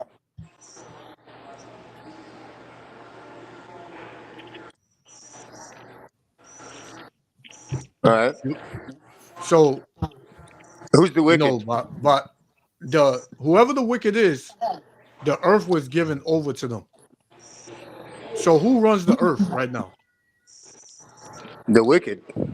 I know, but is a whose face is on the money? Who controls the banks? The fake Jews. Yeah, the fake Jewish people. So do they come from a nation? I believe that they were remnants of Dan, right? No. The Bible tells you who they are. And they're supposedly not the real Jews that are over there. And that whole thing happened a while back. Yeah, they're not. So long story short, the small hats, they are Edomites. They are the chief house of Edom. Okay. Which is called I don't even want to say it because you know how YouTube is, but they are Edomites. That's why we asked you what is your father? So you said you was tan. You don't really look that tan to me. And that's no It has nothing. It has nothing to do with skin color at the end of the day. It sounds like it does. Nah, it has nothing to do with skin color. Right, because some of in Judgment Day, and even now, I might even say Judgment Day to make it really complicated. You have white people who come from black fathers, but they look white. You understand? Right. Andrew Tate, Christian Tate. Yep. Right. Good point. Good point. Right there. So it's not a skin color thing. Baseball players, I'm thinking of too. You would never know of. Basketball player too. I can't remember his name, but son got blonde hair and everything. Father, what's that name? Derek Jeter. You got Blake Griffin. That's him right there, Blake Griffin. So, and he's Levi. You know, so it's not like you said. It sounds like a skin color thing. It's not a skin color thing. It's a spiritual thing. It's a spiritual condition. You should be able to discern from a brother if you're around them, and if you are a brother, if you're not. Exactly. Because if it were about skin color, there's so much time between then and now. Like I guarantee I have some crazy ancestors, and you got some crazy ancestors. And if we got together, we could have a whole week, 24/7, talking about how many ancestors that people may have in common. But that's not really like my point. My point is it's more like a spiritual matter for me because I've felt it doesn't matter what demographic. I got friends from all over the world, like, and I'm not saying that to say that. I'm saying that because like I can't stick around one type of people for too long because their truths start to show, and then I got to step away because then they start getting weird, and I'm usually singled out. But I have a lot of friends from everywhere else, and the majority of the time it's usually a discernment issue because they could be totally full of it and wicked, and they're not going to show those signs, and they could be whatever. I don't care if you're green. Yeah, but did you hear what the brother? Did you hear what the brother said earlier? The scripture says the earth is given into the hand of the wicked. You understand? Right. So by biblical prophecy, everybody doesn't rule or run the world at the same time. Everybody is one person that's mainly calling the shots, and it's usually so-called white people. You understand what I'm saying? So it's not a personal thing. It's prophesied that God, he gives power to different nations. In this case, in 2024, the nation that has the power is the so-called European man, the so-called white man. Prior to that, it may have been Rome. Prior to that, it may have been Greece. Prior to that, history tells you who that verse fits. So it's not a personal bang on anyone. It's just prophecy, and the Most High showing us that the earth is given into the hands of the wicked. He tells us also that when the wicked are in control, the people mourn. When the righteous are in authority, the people rejoice. So, you have to look at it from those aspects. It makes it a lot easier and less complicated when you look at it from that aspect. I'm not saying that you're overly emotional, as far as understanding what we're saying, but a lot of white people, I can't take it. they because and a lot of that is guilt, because they know that deep down they're not stupid. They could be outside of the Bible, but they know what goes around comes around. And a lot of these are white Christians. They know certain scriptures. They know how God moves. They know these things, but because of their pride and ego, it's very difficult for them to accept or swallow what the scriptures are actually talking about. They have a very difficult time with this. So this is why when they run up on us when we're in the streets, and I'm guessing you really are in Atlanta, you see the brothers, Sons of Thunder over there on Peachtree Street. A lot of people get offended as far as what's happening. I'm going to read this for you real quick. We read this last week. I don't know if you've been following, but we read this last week. And a lot of white people might get offended at this, but this is. I just want people to be wary of knowing if they want. Are they trying to serve or are they trying to rule? Who's that? I'm just saying anybody, because it doesn't matter who it is. If you stand in front of a group of people, I don't care who you are, and you tell them you're supposed to, I'm your ruler, and you need to change what you're doing. You're gonna have a little back kick. I'm right. Completely unbiased. I'm just speaking because. No, you're right. You're gonna get some back, but at the same time, spiritually looking at it, not all people kick back. Some people, the spirit just works them, and they humble themselves, and that makes sense. For example, right here, real quick. To answer your question, I'm Irish too. My family's straight off the boat. I've had nothing and no contact with America before that. I was born here. My family was not, and that's why I said I have a different perspective, because I come from a place where we had dealt with it. We had dealt with our own situations through oppression through the British, which wasn't that serious, but it was serious at the same time, because many people were killed over stupid shit, over having red hair. Over having red hair, you killed them. Well, your people had a lot of pushback in wars with the British. The British and the European. It was 800 years. My family talks stories. They get drunk and tell stories about all this stuff.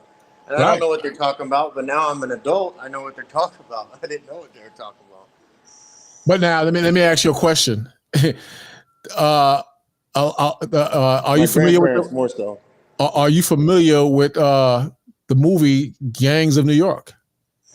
Yeah, no, I've seen it. And there's a real small clip in there. And it relates to a part of history known as the Draft Wars. Are you familiar with the Draft Wars? Oh yeah, it was blacks, Irish, and Italians. No, it was Irish lynching and murdering black people in Lower Manhattan, right? Because they felt it was unfair for them to be pushed to fight a war, the Civil War, and blacks. And for the sake of black people, which it was not a war for black people, it was a war because the country was divided. You understand? Right. You say that's in America? What's not America? You said that happened here in Manhattan? Sure, right? yeah, sure. In Lower Manhattan. Where are you from? You really from Atlanta or are you from New York? No, I'm from Atlanta, but I'm saying like my family's not even from America. I was born in Atlanta. I'm gonna read it Everyone for else you. was born overseas. I got it right here. I'm gonna make it a little larger But if I that's can. interesting. I'm gonna look into that because that It's I had if you heard watch about. the I knew movie, there go was back, some go messed back. up stuff going on between. It was always been the Irish, the Italians, and the blacks have always had like this constant like try to like push on each other. I don't know why. No, but the Irish in during slavery for blacks, some Irish were brought here as indentured slaves and But servants. that was nothing. Like people always blow that out of proportion. But listen, check it out. It was different from our slavery because the Irish were put over the black people as overseers in a lot of cases.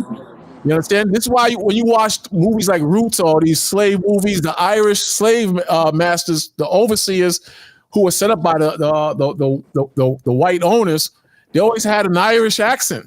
They had an Irish accent. They always had that. When you watch the movie Roots and when Toby is being whipped, you hear a heavy Irish accent on the Irish overseers. And then are we talking about history or are we talking about Hollywood? I'm talking about history. And if you watch those old movies, like those old James Cagney movies and even Abbott and Costello, the police officers, the coppers, they were always, not always, but in most cases, they were Italian. I mean, I'm sorry, Irish. They were Irish. What's the movie with when they was trying to get Al Capone? It was a good movie. I can't remember. It'll come to me in a little while. But the cops are usually Irish because they had to give them certain jobs where it was beneath the Anglo-Saxon whites to not only watch the blacks, but to make them feel like they had a part in America. But I just want to read this real quick. You should be able to see it now. It says the New York City draft riots, July 13th to 16, 1863, sometimes referred to as the Manhattan Draft Riots and known at the time as the Draft Week. As Draft Week were violent disturbances in Lower Manhattan, just like I said, Lower Manhattan near the Village, widely regarded as the culmination of working class discontent with new laws passed by Congress that year to draft men to fight in the ongoing American Civil War. Like I said, I'm gonna jump right here to the third paragraph. I'm on the highlight right here. It says the protests turned into a race riot against African Americans by Irish rioters. The official death toll was listed at either 119 or 120 individuals. Conditions in the city were such that Major General E. Wool, commander of the Department of the East, said July 16th that martial law ought to be proclaimed, but I have not a sufficient force to enforce it. I'm not going to read the whole thing. I'll go into it. It says the military did not reach the city until the second day of rioting, by which time the mobs had ransacked and destroyed numerous public buildings, 2 Protestant churches, the homes of various abolitionists or sympathizers, many black homes. Check this out. Many black homes and the colored orphanage asylums on 44th Street and 5th Avenue. I didn't know it was that high up. Which were burned to the ground. Burned to the ground. Wow. The area demographics changed as a result of the riots. Many black residents left Manhattan permanently. I didn't know that part. I didn't know this part. Many black residents left Manhattan permanently, many moving to Brooklyn. By 1865, the black population had fallen below 11,000 for the first time since 1820. Check that out. I didn't even know that. Yo, that's crazy. But when you get a chance, get the movie, The Gangs of New York. I guess they took it out because they didn't want people to know. But get The Gangs of New York, and they'll touch on it for a real small, quick second, and they'll just move on, in the movie. But check it out. But I'm just showing you that they call the Irish the N-word of Europe. That's what they call the Irish. You understand? They call them that. But Irish had their beef and gripes with blacks too, man. They had the Untouchables. Good call, brother. When you read, when you watch the movie The Untouchables, Sean Connery plays a cop What is his nationality as he plays the cop? Irish. He's Irish. Right. He's Irish. You're a bit younger than me, but you had a series called The Bowery Boys. The Bowery Boys in the movie the pieces of movies they had in regards to the Bowery Boys, the cops were always Irish. Abbott and Costello, Irish. You understand? So the Irish was just given a position to sedate them financially so they wouldn't rebel against the whites. They feared blacks and Irish and North American Indians coming together and overthrowing the powers that be. And this is what a lot of like the Alex Jones guys are saying. They're saying that don't fall for the okie doke. They're going to purposely start these riots with Antifa and Black Lives Matter, and it's really not what it is. So they will sacrifice and kill a black man or a black woman, and then the riots will start prior to the election or after the election. This is what they're predicting. I'm not saying it's going to happen, but it sure enough looks like it's going in that direction. You understand what I'm saying? Does that make sense? I guess he left. I don't see him. I guess he left. But you know, I mean, yeah, but I know that guy. I met him down here in Atlanta, and I told, he asked for my fringes, and he was like, "Yo, you Israelite?" I'm like, "Yeah." So you know, and I was showing some scriptures. I'm like, "Yo, you know, I'm a Israelite, and you are an Edomite." And he was like, "I heard about y'all, you know." So when you brought up the brothers, Sons of Thunder, he know about us, you know, being down downtown Atlanta. Yeah, so I told him that I'll be on this group called Hardrock Truth on YouTube. So he must have remembered. So he on there. Yeah. He searched you out. Searched you out, man. See, a lot of these white people, they know what we're teaching is the truth. Yeah. A lot of them, I think a lot of them wish they were black. Like, what's the guy name that's always going from camp to camp and group to group? What's his name? Vocab Malone. Malone is an Irish name too. Malone is an Irish name. But I think these dudes they know the truth, and it hurts. It hurts them, man. Yeah. You know, especially if you're a seasoned teacher and you know just how to put it out there, man. Yo, they don't like that. When you really precise and you know what you're saying, they don't like that. They get very mad, and then they get Christiany. I'm not saying the dude that was on here was Christiany. I'm not saying that because he keeps going like we're attacking him for personally. I'm not saying he's Christian. I'm saying a lot of white people, they get real Christiany, and this is when the Gentile scriptures come out and Cornelius and all this stuff. This is when all that, the law is done away with. You see how he went to that Titus about the not judging the law or genealogy and so on and so forth. You know. Yeah. That's why he went there. You know, he'll fit perfectly with GMS. GMS will definitely accept him. You know, it's like it happened in 44th on Broadway. I think they still have it was in 1863. I didn't know that. I always thought they was all downtown. I didn't know that. I did not know that. You know, got a Fifth Avenue. I think there's a little sign there. It's called the Irish Blacks Riot. Yeah, in 1863 on 44th on Broadway. Like when I gotta look that up. Sorry, when you go on Fifth Avenue, if you go northeast with north, you see it right by Best Buy. It's right next to Best Buy. Really? Okay, that's that caught me off guard with that. I did not know that. Okay, that's crazy too. How much blood? They burned a lot of people houses. Even you know that place on 65th Street and around Broadway by a school. It's called Lincoln Center. Yeah, no, Lincoln Center. Yeah, it belongs to Puerto Rican and blacks, and they burned it. They burned that place down also. Wow. Man. Yeah, Lincoln Center. Yeah, the whole Lincoln Center that belongs to black people. Man, that's crazy. You can't even begin to understand how much of Jake's blood is soaked in this country, man. It's crazy, man. Crazy. And they just want they want you to erase that. Okay. Yeah, exactly. They would love to erase that. They would love to erase that, but it's not, man. They're not. You're not going to erase that. You know. This is why all of this this turmoil and this chaos is about to erupt in this country, man, because it's time for the big payback. And these devils, they can't deal with it. Look, you can come on here and you can debate us. You can say we're wrong. You can say we're not speaking the truth. We got the Bible messed up. We can argue back and forth, but what's gonna stand firm is the fact that you have to be judged for what your people have done. You arguing with us like that's gonna change your judgment.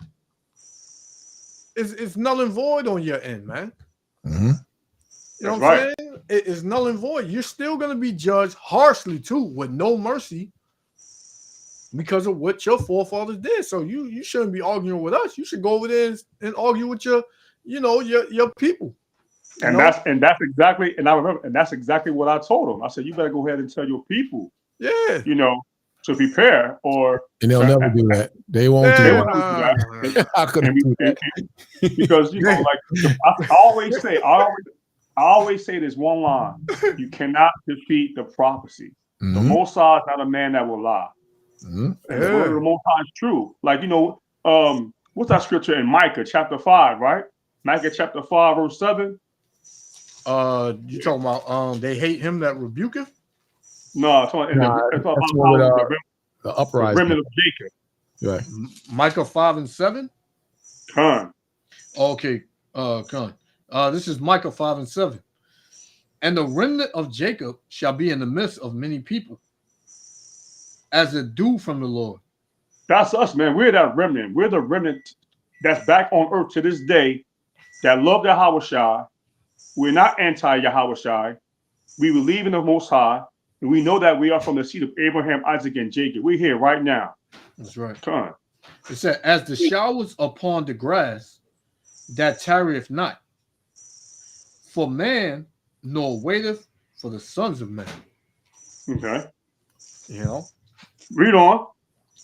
And the remnant of Jacob shall be among the Gentiles in the midst of many people, as a lion among the beasts of the forest.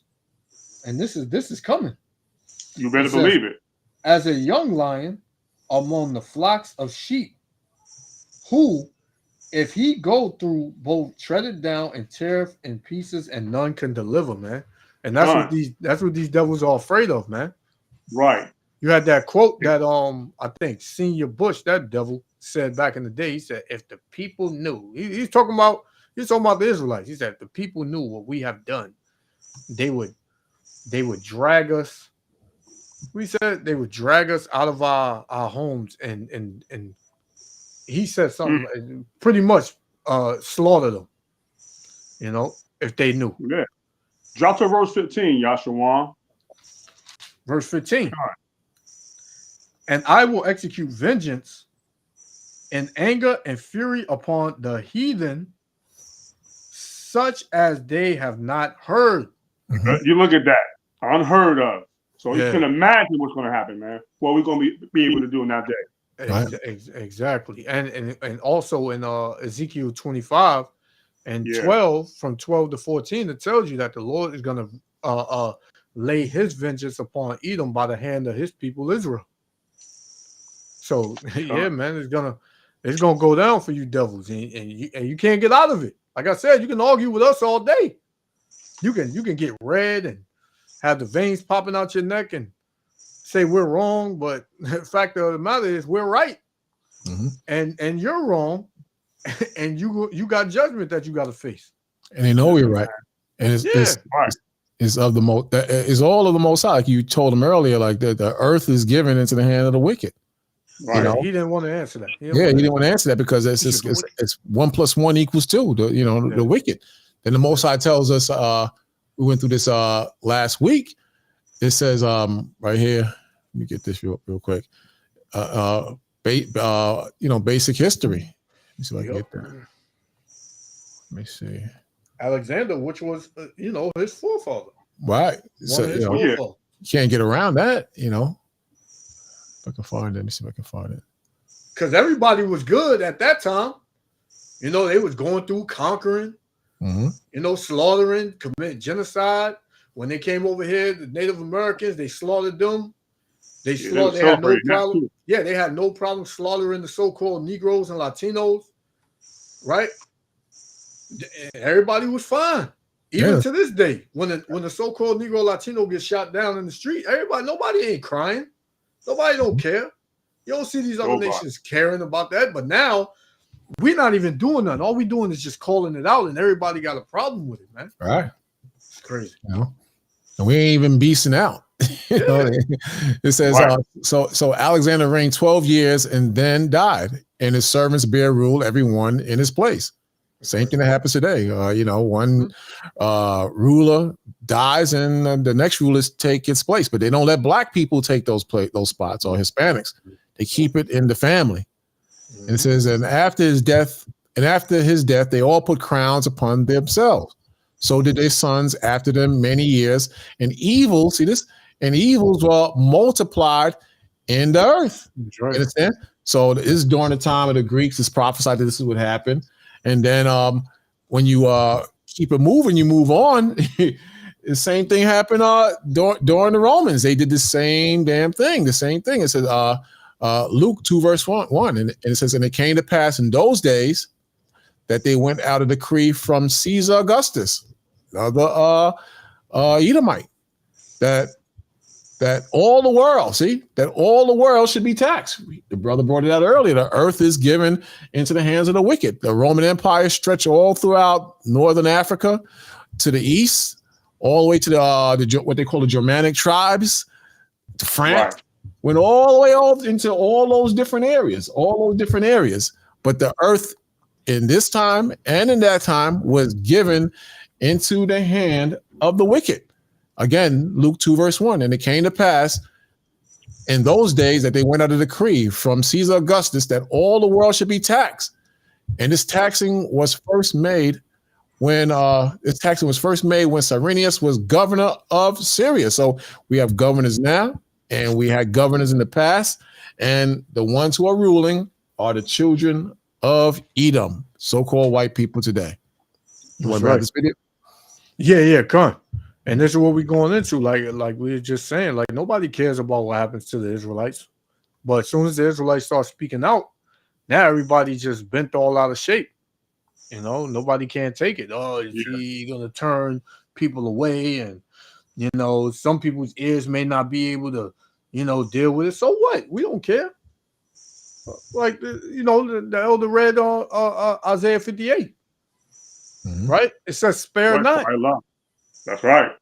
You know, but this Eve right here, she was on point, man. And you know, she a lot of our women are fed up too. You know, a lot of our women are fed up. But check out what this Eve got to say. You just keep that up there for a minute. You know, copyright disclaimer. Oh yeah, I keep forgetting to do that. They gave me a warning last week. Crazy, man. Now they got definitely a shadow ban because, you know, you sent me a video with a brother who just started a channel. Man, that brother shot like 30 views, something like that. Man, I struggle with 11 views, man. Yeah. Like, God damn, boy, they ain't giving me a break. Yeah. Check it out.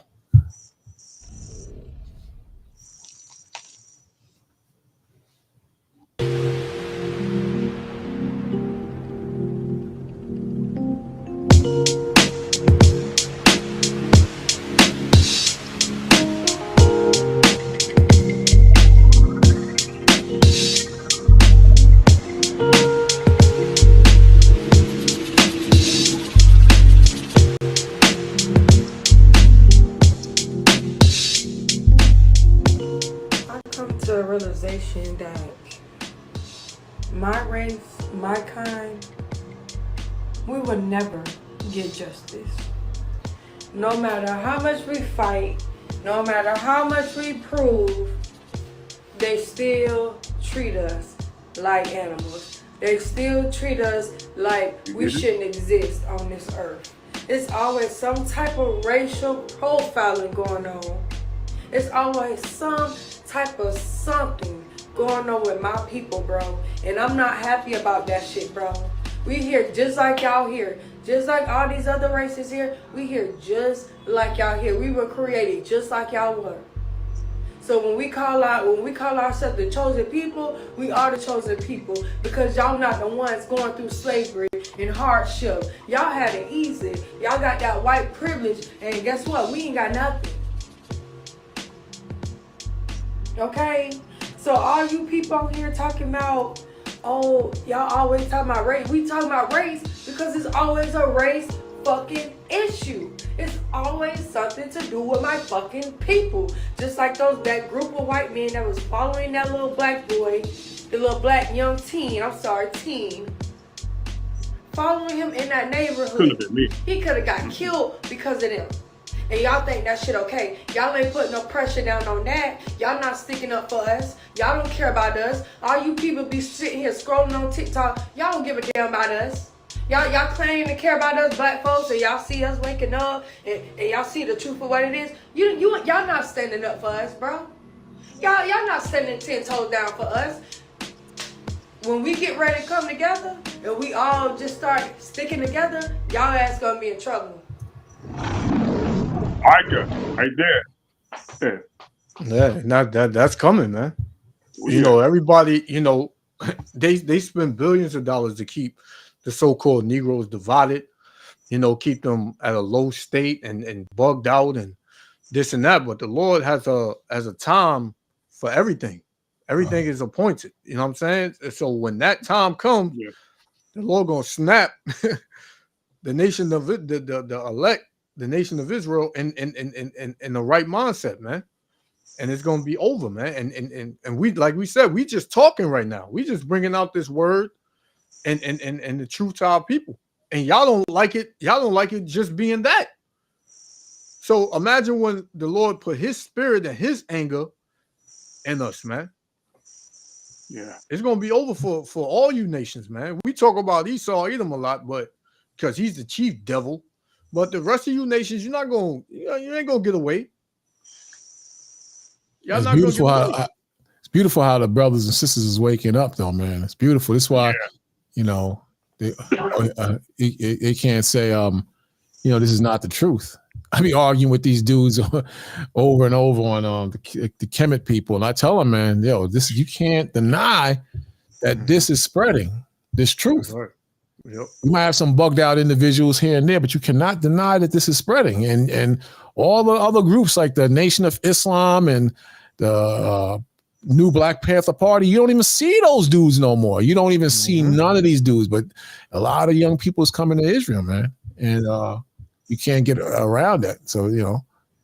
Like, priest. Yeah. The scripture Allah Kakam brought out, I think was it Amos, 5? Was it Amos? That was Micah. Micah 5. Yeah, 5. back to that scripture. Go back to that scripture. That was a good scripture. All right, let me get Okay.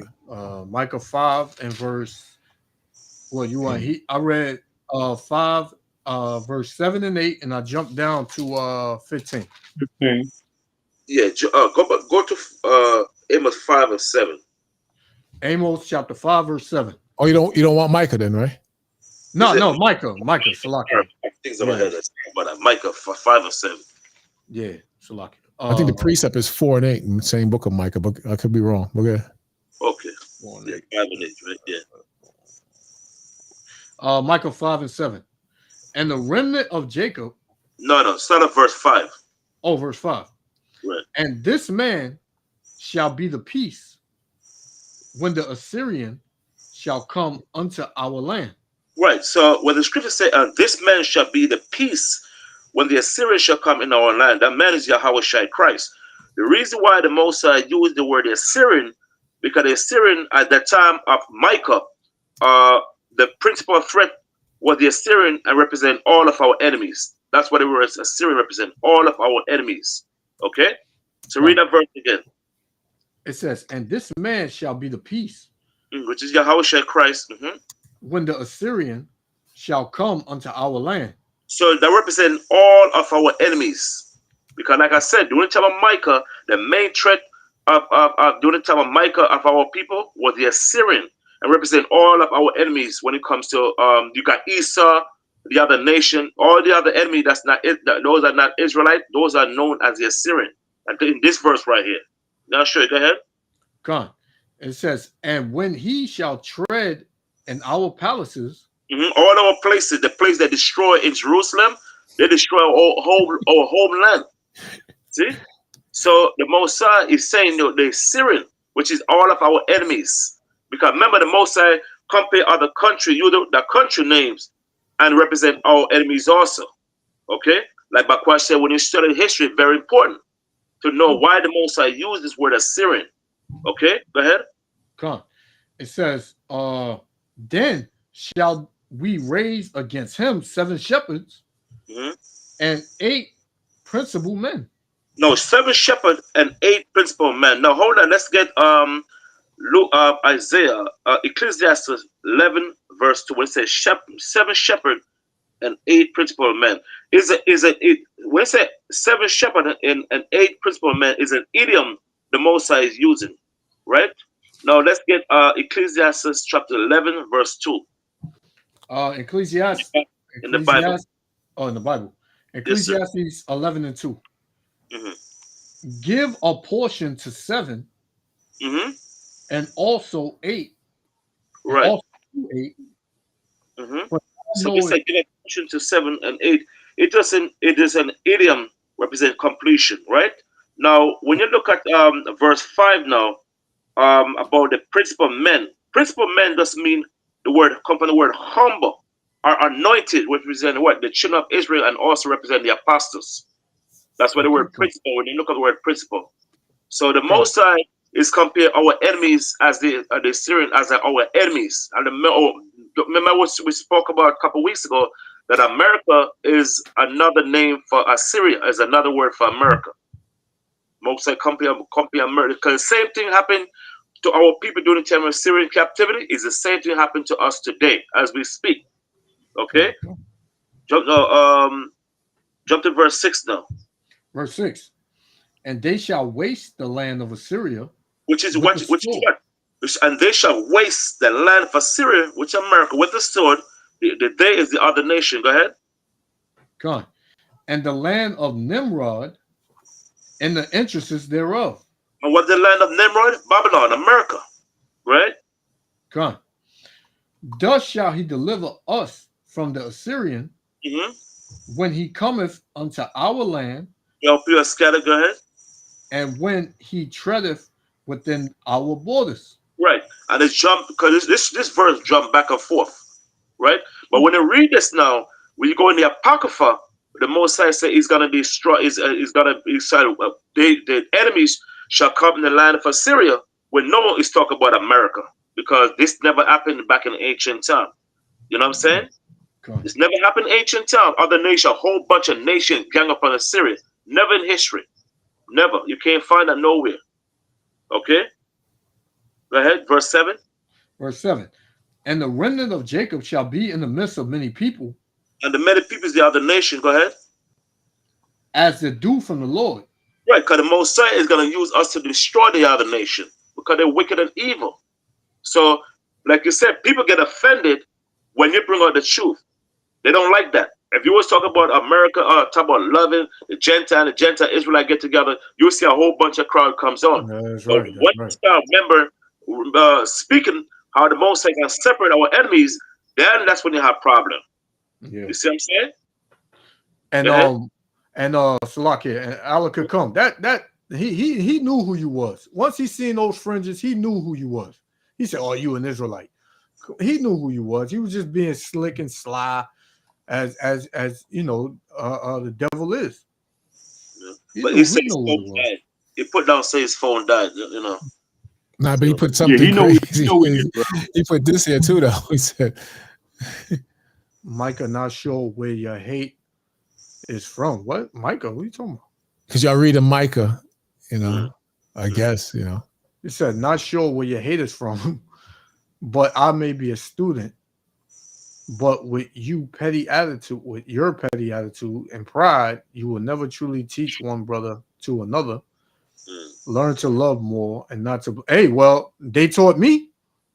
So you know, I was taught by them. So, but he's falling into the same trick bag we was talking about. We again, we said that most people, they're gonna just view it as hate, even though it's the truth. And we're not even coming hard body.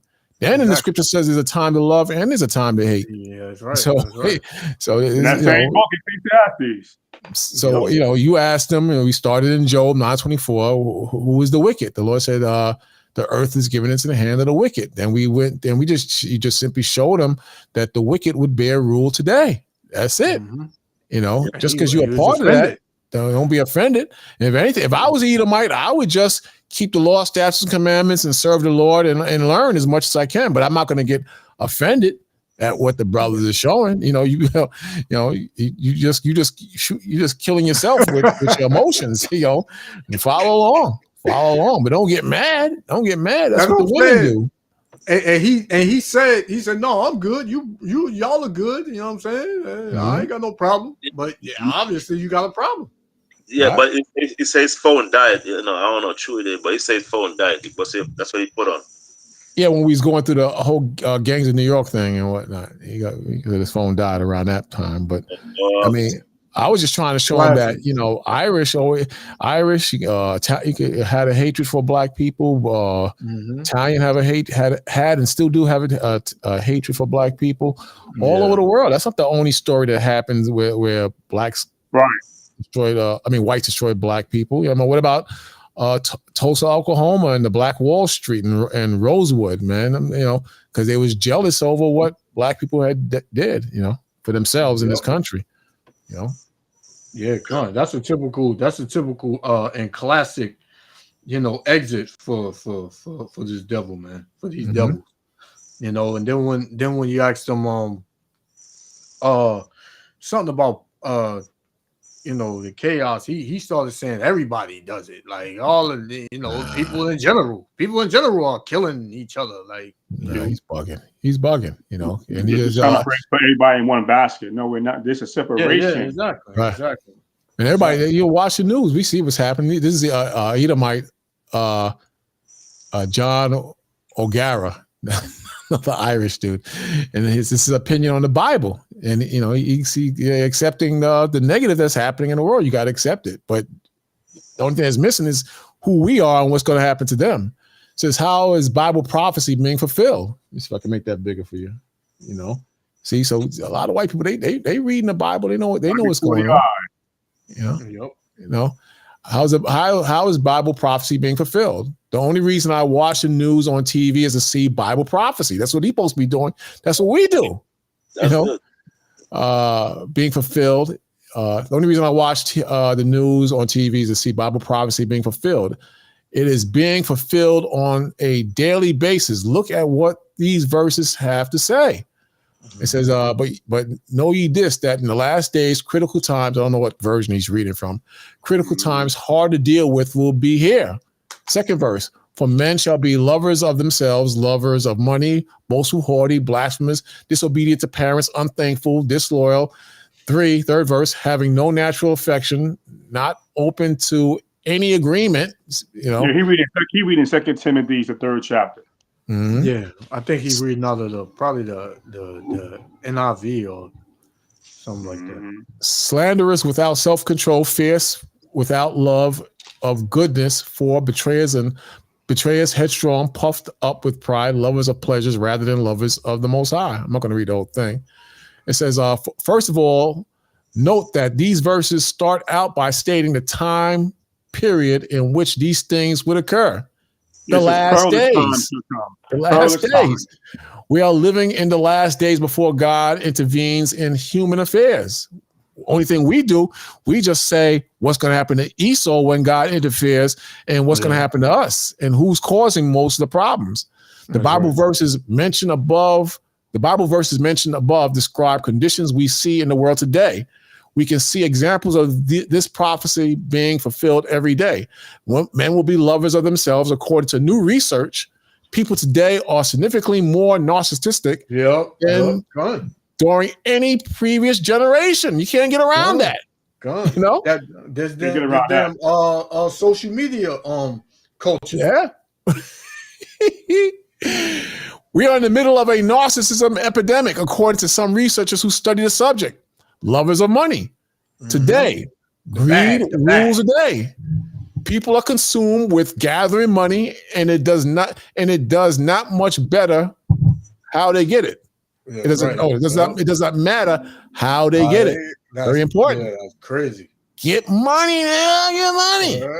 Uh, Lawyers file more lawsuits. Check this out. Lawyers file more lawsuits today than ever before in human history. That's right. That's right. Wow. People will prostitute themselves, hire themselves out to do just about anything in order to get some money.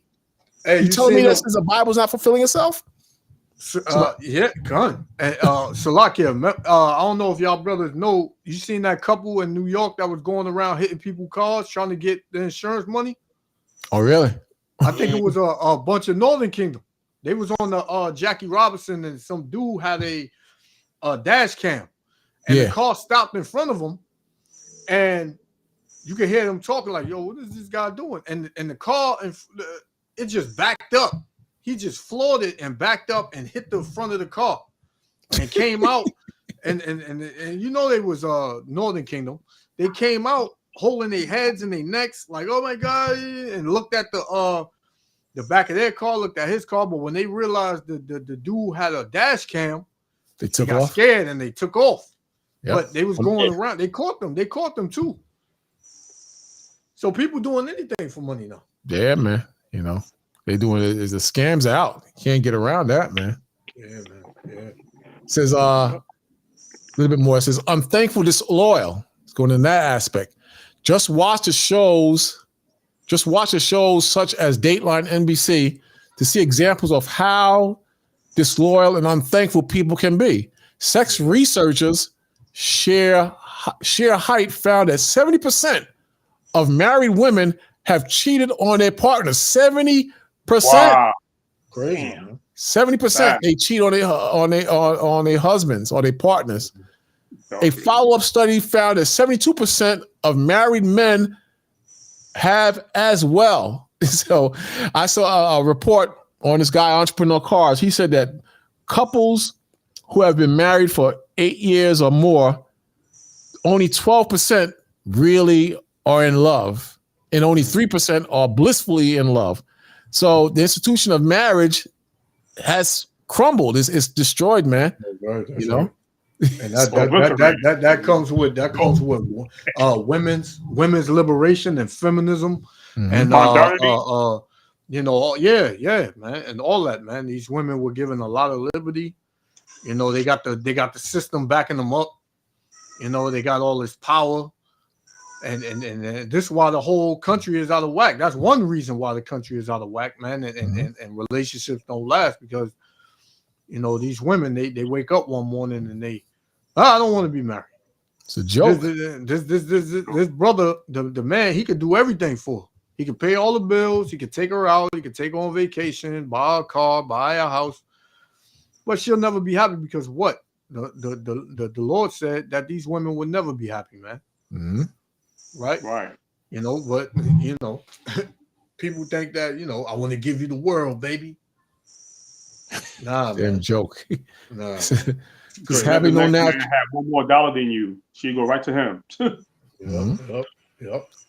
Having no natural affections. The news is rife with stories of parents who murder their children and children who murder their parents. We see that all the time. That's crazy, man. That's crazy. Parents. This list right here, Salakia, this list right here, we could do a whole class on this right. list. Going right. But this guy's, you know, he's crazy. When we say the earth is given us in the hands of the wicked is promoting this spirit, man. It's promoting it, man. That's right. You know, at one time, a parent can the woman would stay at home and the man can go out and work and make ends meet while she took care of the kids, and you had a nuclear family. Now it's just crazy now. All crazy. Men out there, the women raising they sons up to be women and they daughters up to be men. Right. You know, so it's crazy. You can see it in the kids. These kids are crazy, man. These kids are bugged out. Yeah, man. Real crazy. So it says the news is rife with stories of parents who murder their children and the children murder their parents. Parents routinely neglect their children and the children are removed from the family by Child Protective Service. Look at that. There you that go. doesn't help. Wow. Yeah, yep, Doesn't help at all. You know. man. That's why Drake like that in the street the way it is, because a lot of these people, a lot of these women, they're not like it's an old time saying you call them, they're nothing but crackers babies, man. Yeah, I thought Jake in the world crackers babies. That's the way Jake acts, man. Yeah. Hey, Elder, you can send me this. Yeah, I'll send it to you. Yeah, I need that. I'm gonna jump down to the having appearance of God. Go back. It says having an appearance of God, but proving false to its power. The world today is filled with so-called religious people that live their lives contrary to their religious ideology. Some radicalized Muslims decapitate or blow up any who resist being assimilated with Islam. Yeah. And so-called Christians like Jim Jones, David Koresh, and others take their followers to their graves. You remember that? The Kool-Aid? Yeah. Sinai. Mm-hmm. Many who claim to be Christians live lives that Belial, I think it's supposed to be Belial, that claim. Mm-hmm. So I'm not going to read the whole thing. I'll send it to you. But man, you know, this is what it is. And so it goes back into what you said earlier. It says the earth is given into the hand of the wicked. A lot of these problems are associated with the people who control this earth, because the people who control this earth, they can say, we can put the Bible back in the school. We can have the women following their men so long as their men are righteous. Right. You know, we can stop same-sex unions. But the wicked, they pass these laws where, you know, they are contrary to the Most High. You can read that in the book of Habakkuk. I think it's 1:4 or 1:2, something like that. That the laws is contrary to the Most High. So this is not hard. This is not hard at all, man. Okay. And you can also read what you brought out earlier, Isaiah 29 and 2. No, Proverbs 29 and 2. About when the righteous on authority, the people rejoice. You know, you know, people that all of that is a sign of people living in a sorrowful state too. You know, and you can also read Sirach 10, talking about the unwise, when it says the unwise king destroyeth his people. You know, so it all goes back to this devil. It all goes back to this devil, man. Right? And that the righteous not being in authority. You know, the Israelites fell, and the bases of men, they rule. You know, so it's just crazy.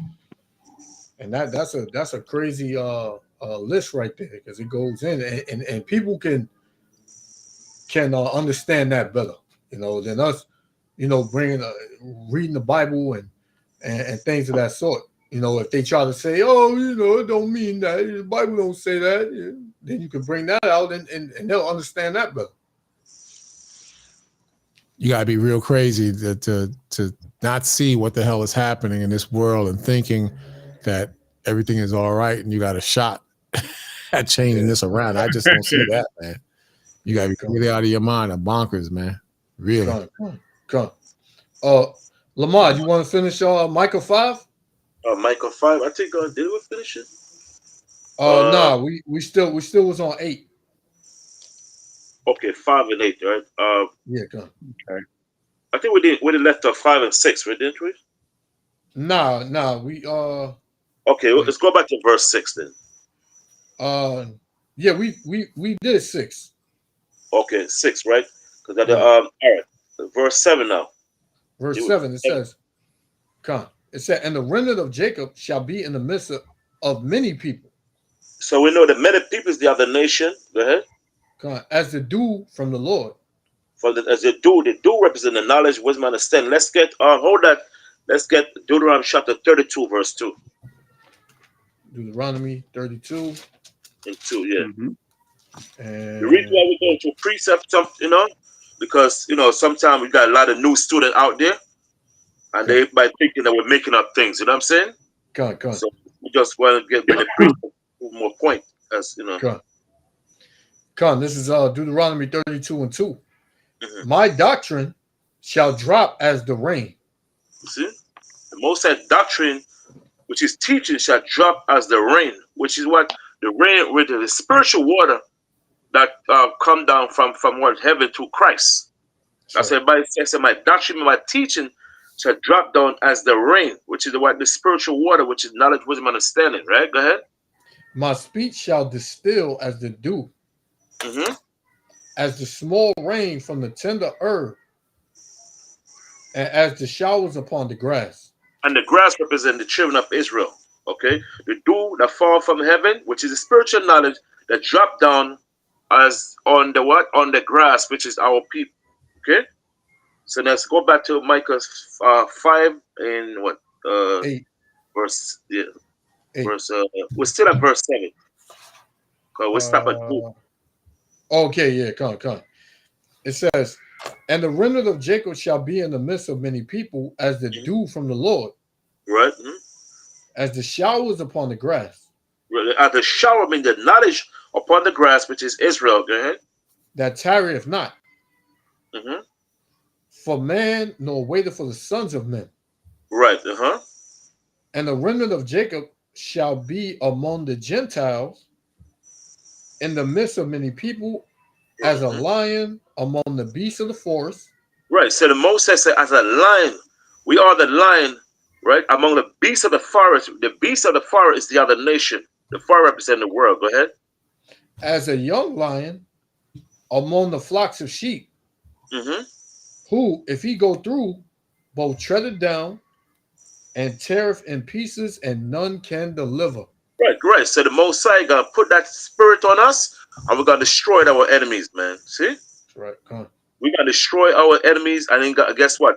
Ain't nothing, a damn thing nobody could do about it. Because the Most High gonna put a spirit on us. You know what I'm saying? Yep. Come So, last one, verse 9 now. Verse 9. Thine hand shall be lifted up upon thine adversaries. Mean thy hand mean our power upon thy adversary. Go ahead. And all thy enemies shall be cut. See? Shall be cut off. All of our enemies gonna be cut off. See what I'm saying? Matter of fact, jump to verse 10 now, last one, verse 10. It says, and it shall come to pass in that day, saith the Lord. In that day, say the last days. And that day means the last day. Go ahead.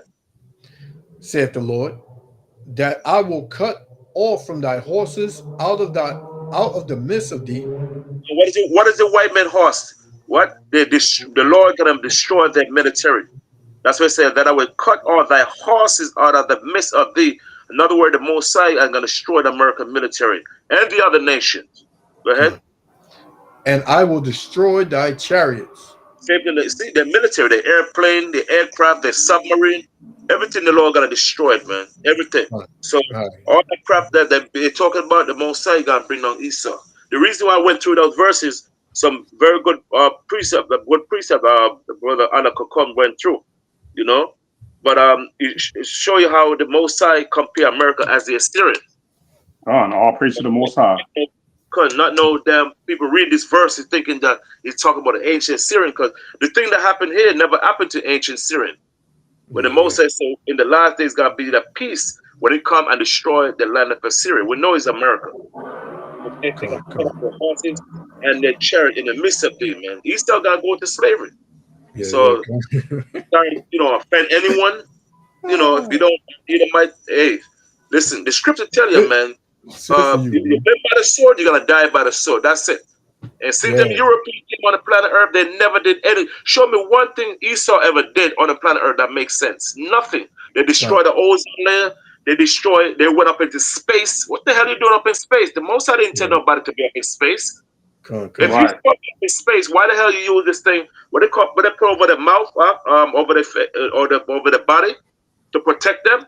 If the Most High didn't create us to be up in space, exactly. He would give us the lungs, you know what I'm saying? The body, build our body to survive up in space. This man has destroyed everything, man.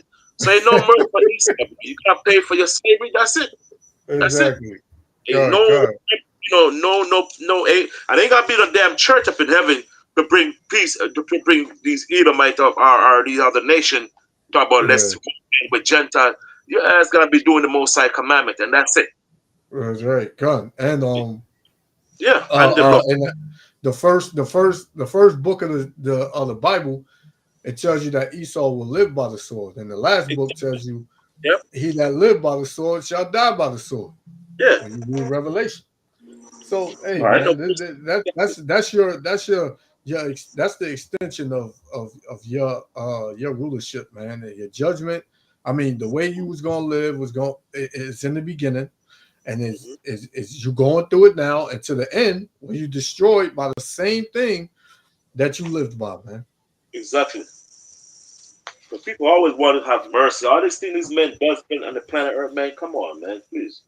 Yeah, All now right, people the man. first ones to jump out the dark with a cape on, talking about what about Esau? You know, jump out of nowhere, man. Sometimes we could just be having a regular conversation with Esau, man. We ain't doing nothing. We ain't cutting them or nothing. Here comes Jake out of nowhere, Out of nowhere. super cape on, out the dark. He said, don't deal with these guys, man. They're crazy. Yeah, Yeah. I have, I'm telling you, a lot down here, especially, bro.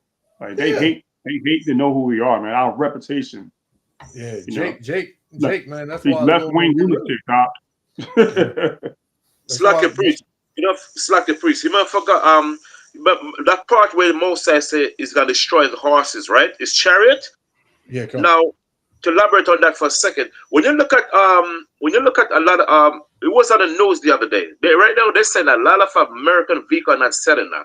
People are not buying vehicle from US that much. That's why Moses said I will destroy that chariot. A lot of vehicles not selling. When you look at Tesla, right? Tesla, they're losing billions of dollars a year, like crazy.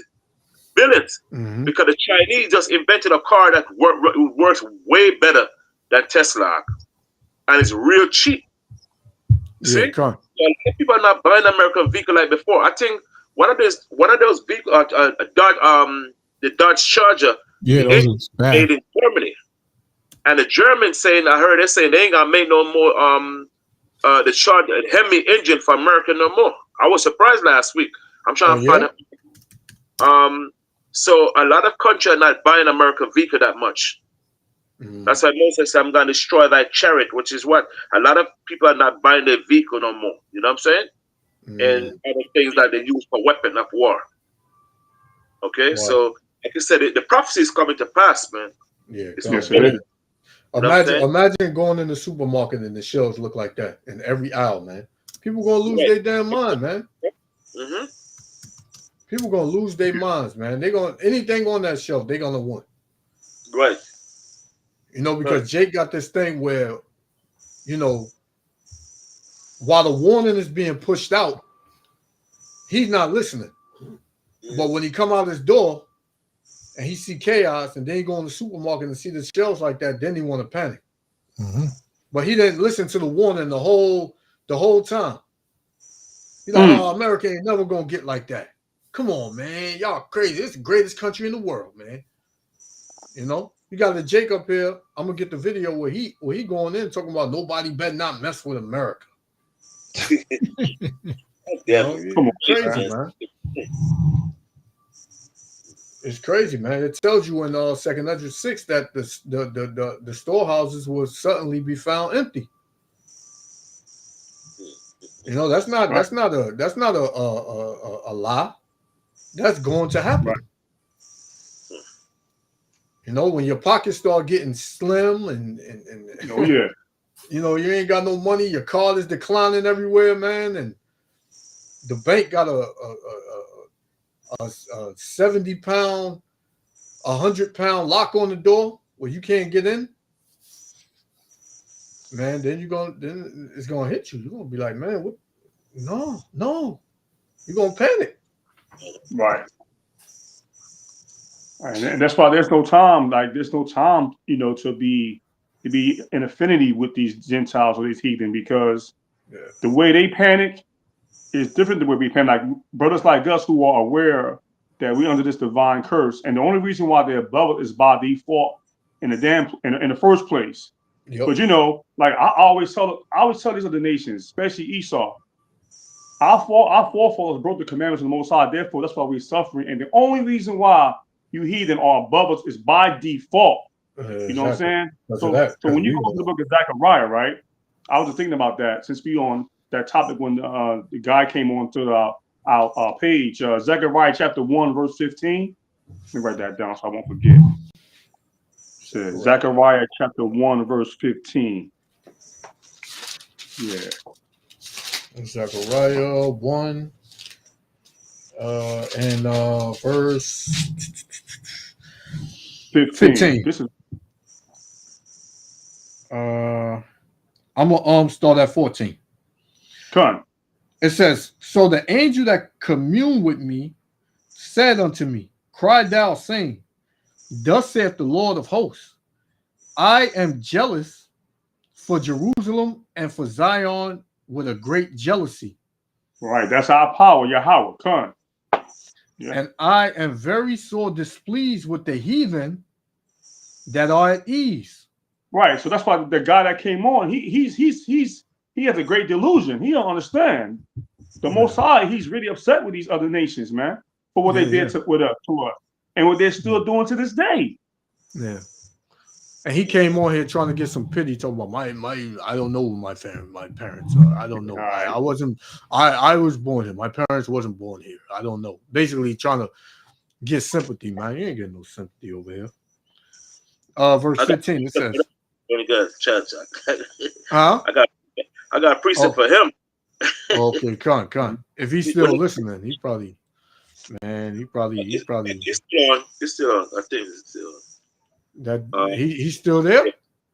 I think it's still there. What his name is, right? Taz.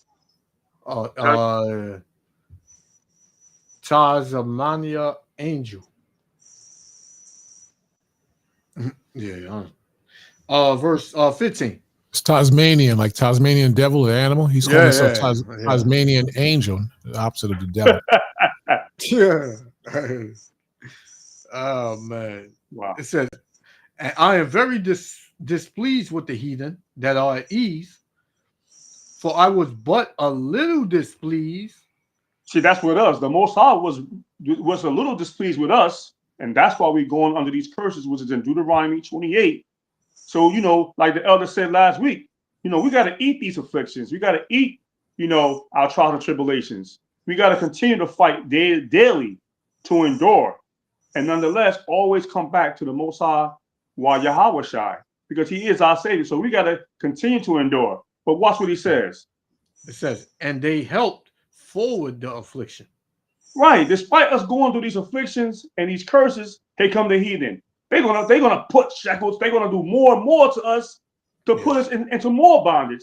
To make our temporary stay here much tumultuous and much turmoil. To make us stay here, man, like the worst of the worst. You know what I'm saying? We fought in the war for 400 years. We fought in every war for 400 years. Free labor for 400 years, and yet, you still put your hands around our neck and your foot on our neck, man. More than 400, man. That's it, man. Come on.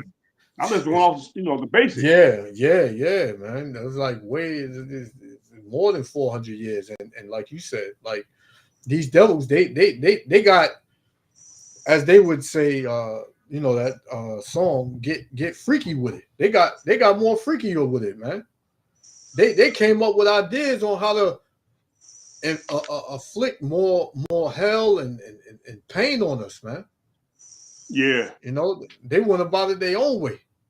Right. They forward the affliction. They think that they're the Most High by putting more pressure on us, more trials and tribulations on us. That's why they're gonna have to pay for that.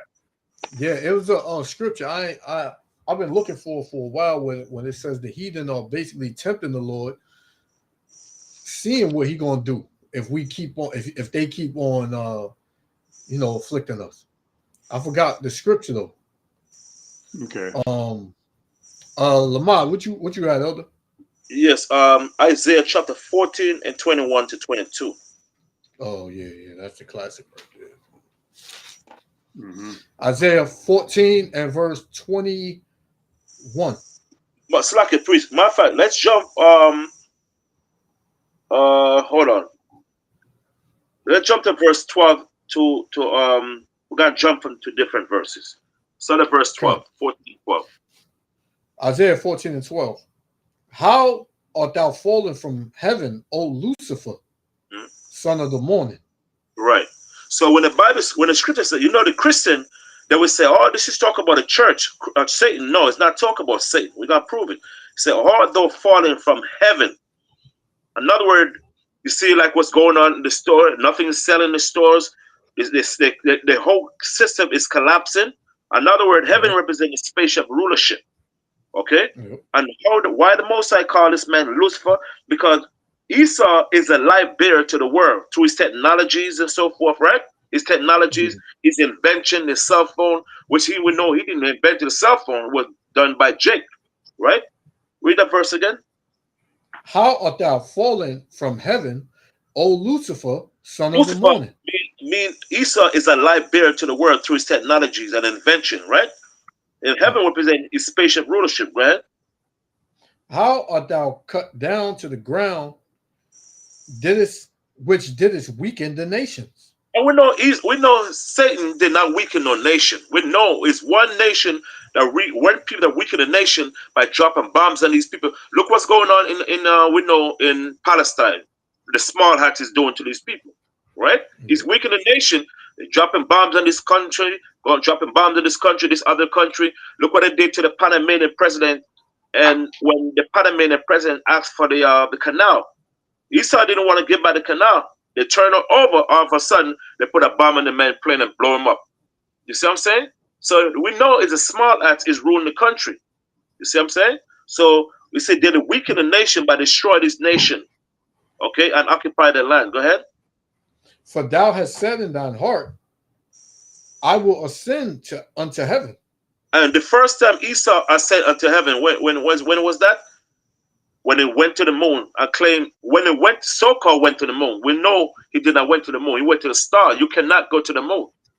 Like Neil Armstrong said, the first America ever been to was to what? Was to the Hollywood studio. That thing was filmed in the Hollywood studio.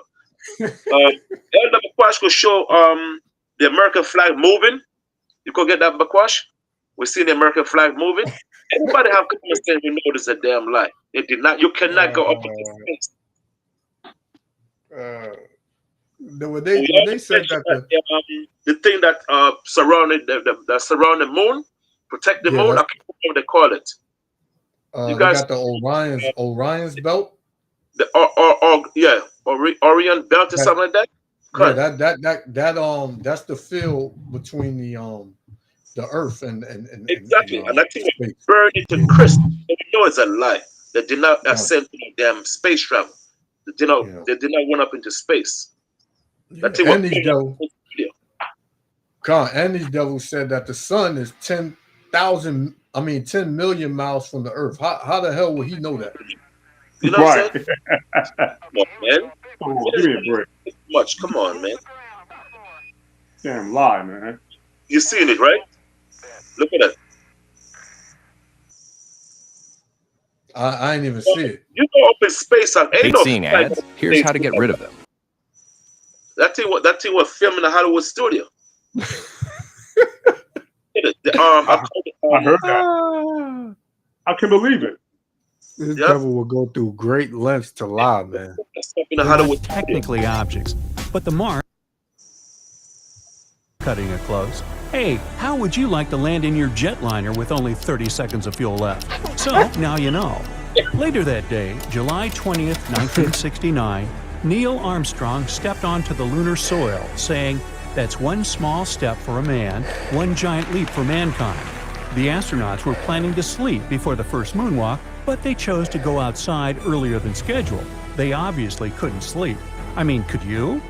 Since that first visit, our lunar satellite has accumulated quite a collection of memorabilia from Earth. Let's look at some of the most important and weird stuff that humans have left on the moon. Take footprints, for starters. I know they're not technically objects, but the marks left by Neil Armstrong and Buzz.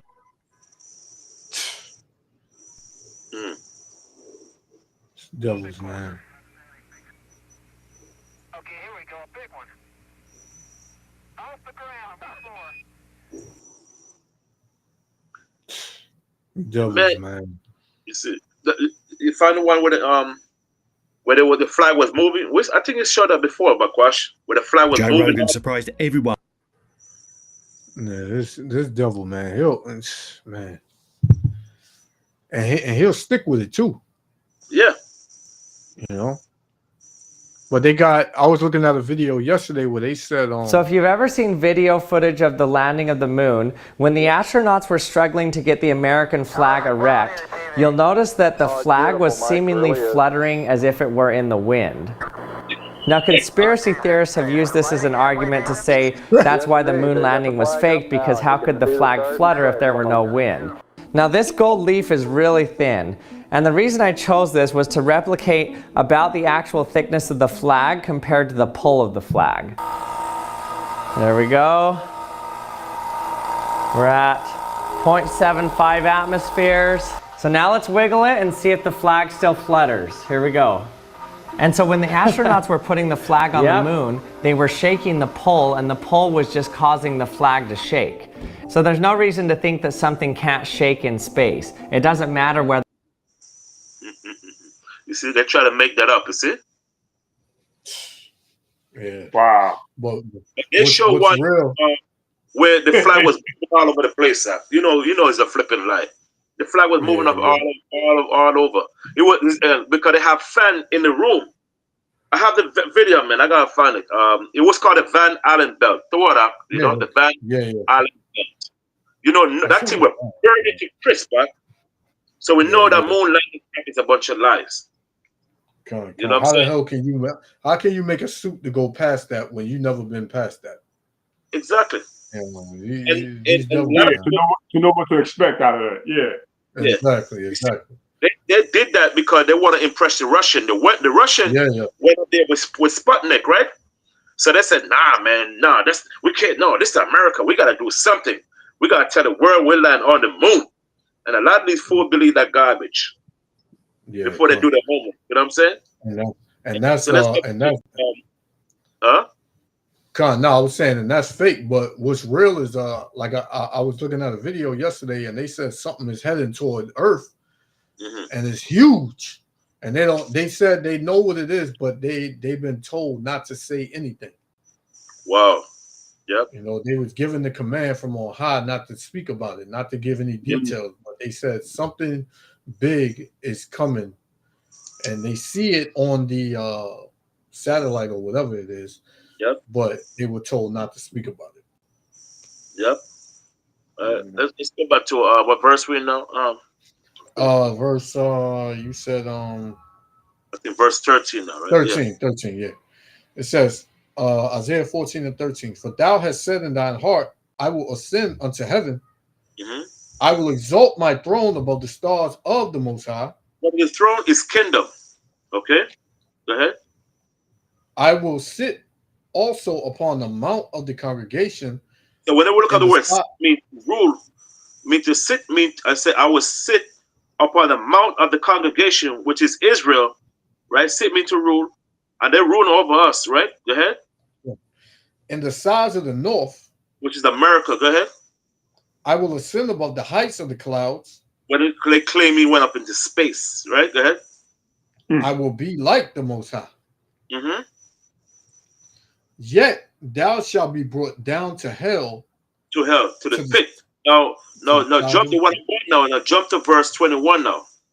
21. Prepare slaughter for his children for the iniquity of their fathers. See, now he's saying that it's not him. Because a lot of them Edomites and other nation, when you try to tell them about slavery, say, oh, it wasn't me. It wasn't me. But the scripture said, prepare slaughter for his children, right? For the iniquity of the father, the sin of the father, right? Go ahead. That they do not rise. Rise me to rule the earth. Go ahead. Nor possess the land. And steal your land, bomb you, drop bombs in your land, and then put up an American flag saying, God bless America. That's the main thing they're doing. You don't see Satan doing this. Go ahead. Nor fill the face of the world with cities. See? And what nation people doing that?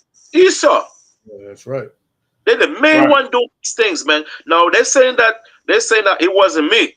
Let's see what's gonna happen. Let's get one precept. Somebody get Job chapter 34:29. And this goes for our people also, because the same way how Mosai judged our people when we came out of Egypt, because not all the Israelites were breaking the commandment. A lot of them was keeping the laws. But did the Mosai just judge you as an individual? No. Let's see what the Mosai God judges as. Because a lot of Israelites will keep the laws. Job chapter 34, verse 29. Job 34 and verse 29. Right. When he giveth quietness, who then can make trouble? Right, see? When he give it quietness, who then can make trouble? Quiet mean when the Most High said judgment on you, who's going to stop it? Okay, go ahead. And when he hideth his face, who then can behold him? Whether it be done against a nation or against a man only. Or a man only. Whether he judge it as a nation or he judge it as an individual. Right? That's what it said. Read that verse again. Come on. Job 34, 29. When he giveth quietness, who then can make trouble? And when he hideth his face, who then can behold him? Whether it be done against a nation or against a man alone. Against a man only. So the Most High judge you as what? As a nation. He ain't got to judge you because, oh, you were doing the commandment as an individual. No, he put all of you in slavery. All of you. Because some people complain, why would the Most High put some of all the Israelites in slavery when some of them were doing when they were doing the law? No, the Most High is going to judge it as a nation. So all you Edomite, whether you're doing good or bad, it doesn't matter. The Most High is still going to judge all your nations, just like it did with the Israelites. Yep. Okay? So let's go back to Isaiah 14, 21, 22, the last one. So you got a lot of people out there talking about, all that. Well, I didn't do it. No, you didn't do it. Well, guess what? You have to pay for the thing that you fought. The Most High, he judged us as a nation. Right. Exactly. Verse 22. Isaiah 14, 22.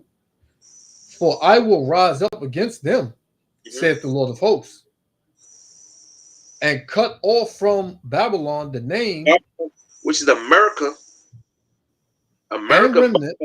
So it's like a priest. So we know it's not talking about ancient Babylon.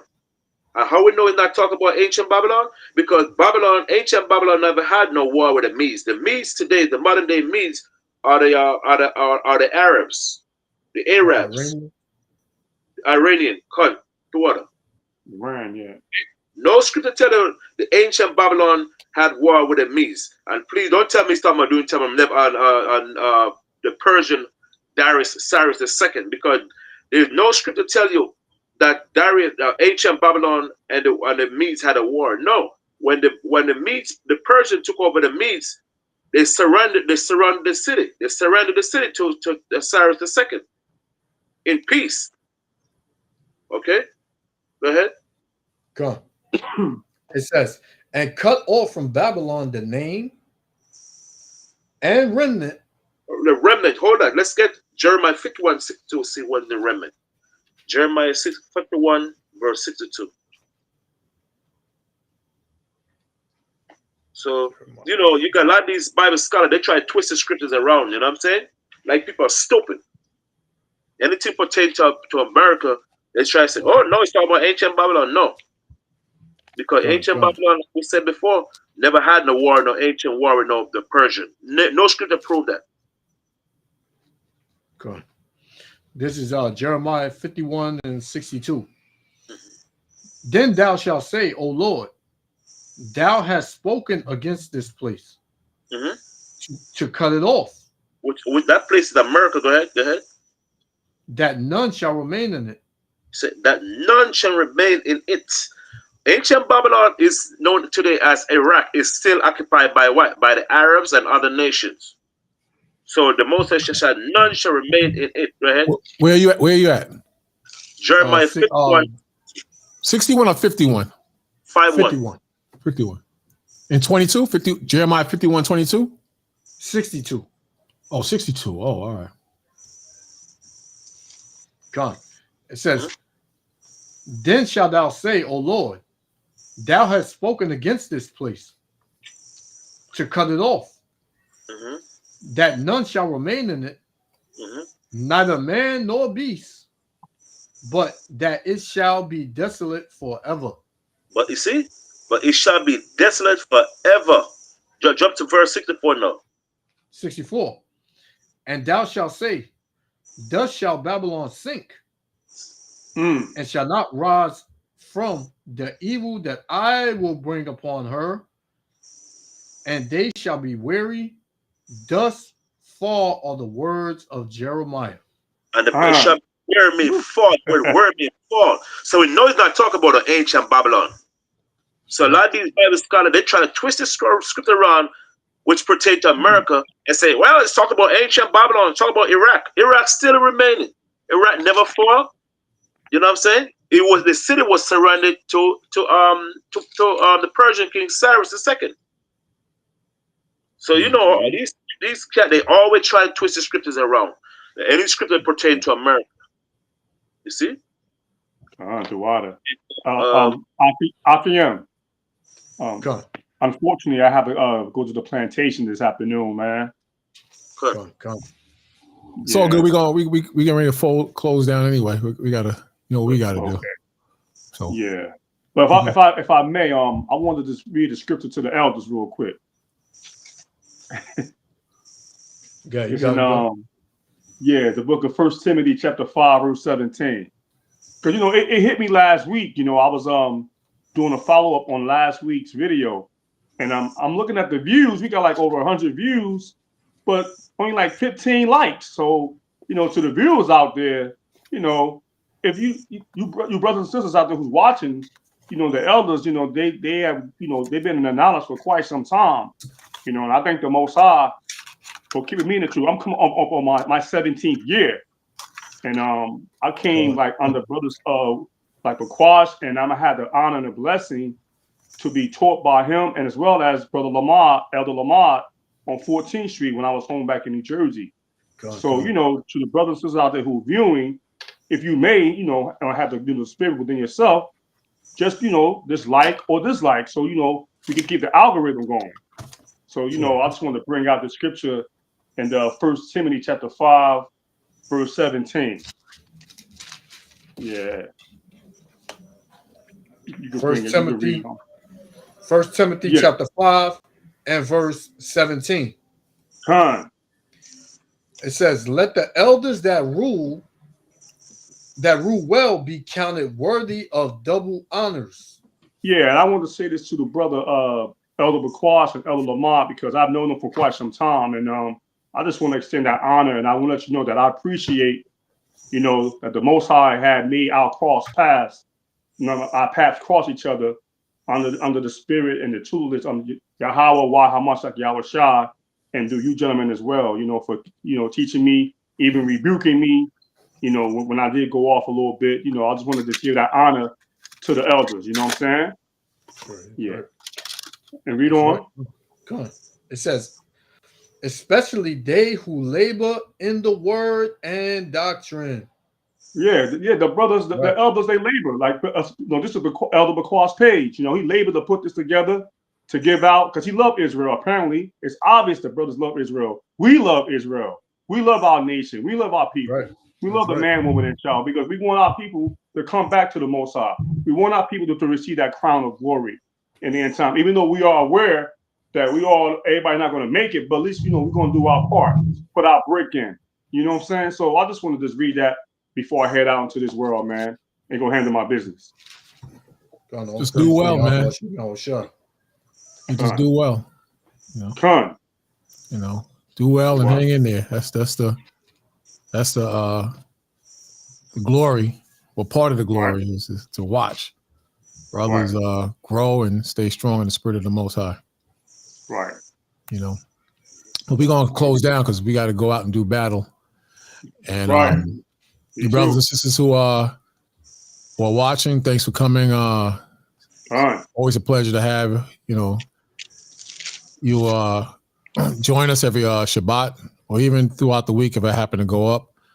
Trying to do Fridays, but man, I'd be so tired, man, on Fridays. But try to do Fridays we'll work it out somehow. But you know, you brothers, this is thanks for joining us today, man. Definitely a pleasure having you every Shabbat. And just hang in there, man. It's just things is cooking and things is happening. The Most High is making things definitely happen, man. So, you know, hang in there, do what you need to do in serving the Most High, and watch the prophecies. If you're watching this now, do me a favor, hit that thumbs up button, hit that. I meant to mention that earlier. I forgot. Good thing Alaka Khan brought it up.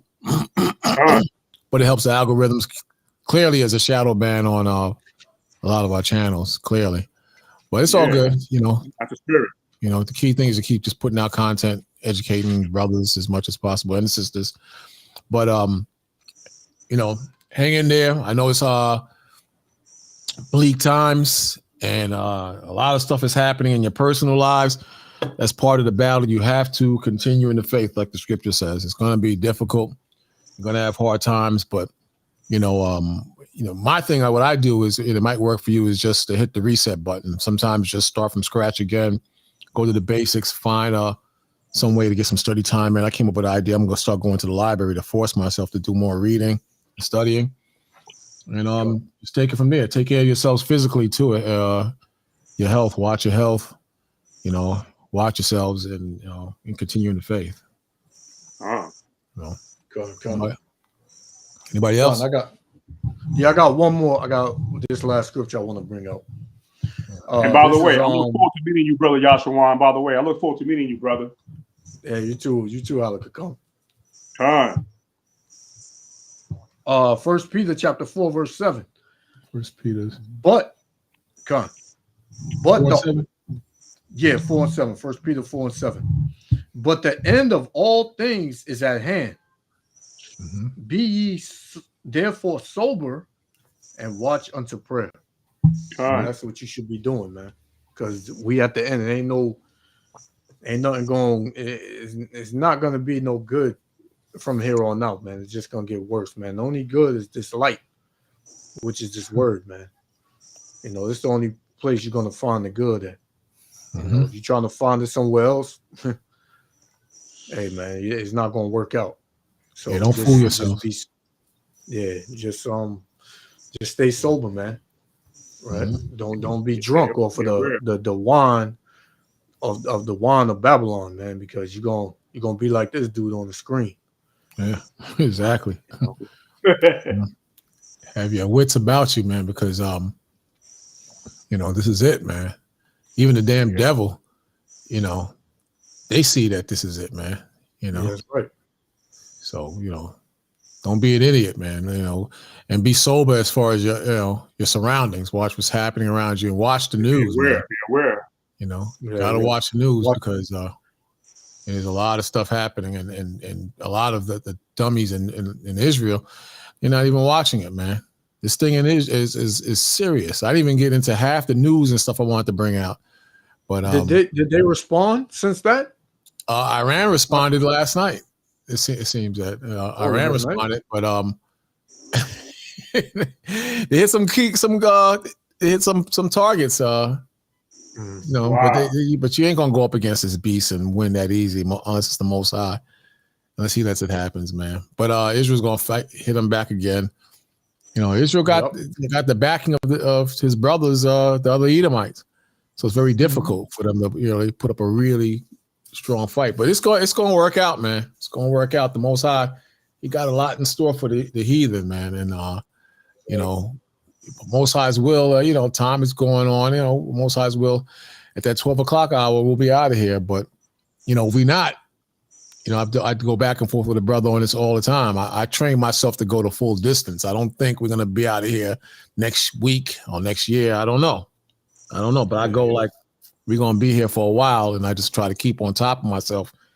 And like the scripture says, no man knoweth the time. You gotta pay your bills. You gotta take care of your wife and kids, and gotta make ends meet. Otherwise, prophecy will move on, and you'll be homeless. You know, Gotta be smart in this. You can't be fool. You can't get above you can't get above yourselves, man. You gotta stay grounded in the Most High. And you gotta be focused, or you'll miss out, man. You'll miss out, and you'll be a casualty like the brothers and sisters that's in the world now. So many brothers and sisters just fell off, man. So many fell off, and they're just not in the Most High anymore. You can't be like those brothers and sisters. You got to fight. Got to fight, and you got to fight hard. And they're gonna try to come back when things really get serious. Say that again? Fully grounded. Yeah, right, fully grounded, exactly. But a lot of these brothers and sisters that was in this walk that fell out, they're gonna try to creep back in when things really jump off, and the Most High are gonna turn a lot of them away. A lot of them. Or the spirit is not going to allow them to come back, That's right. into the faith easily, and that's what happens, man. A lot of times if the spirit don't let you back in, man, don't let you in. You try to come back in, but it just doesn't happen, because the Most High just keeps you out there, man. And gotta be smart in this. Got to be very smart.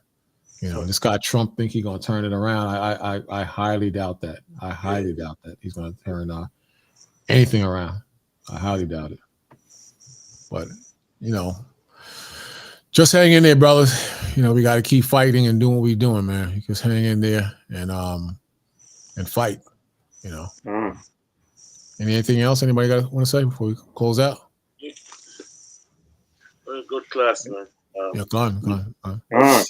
Got to really upliftment for brother, because, I got a little problem. What's that? Man. What mean you guys praying, man? I gotta go to the precinct today.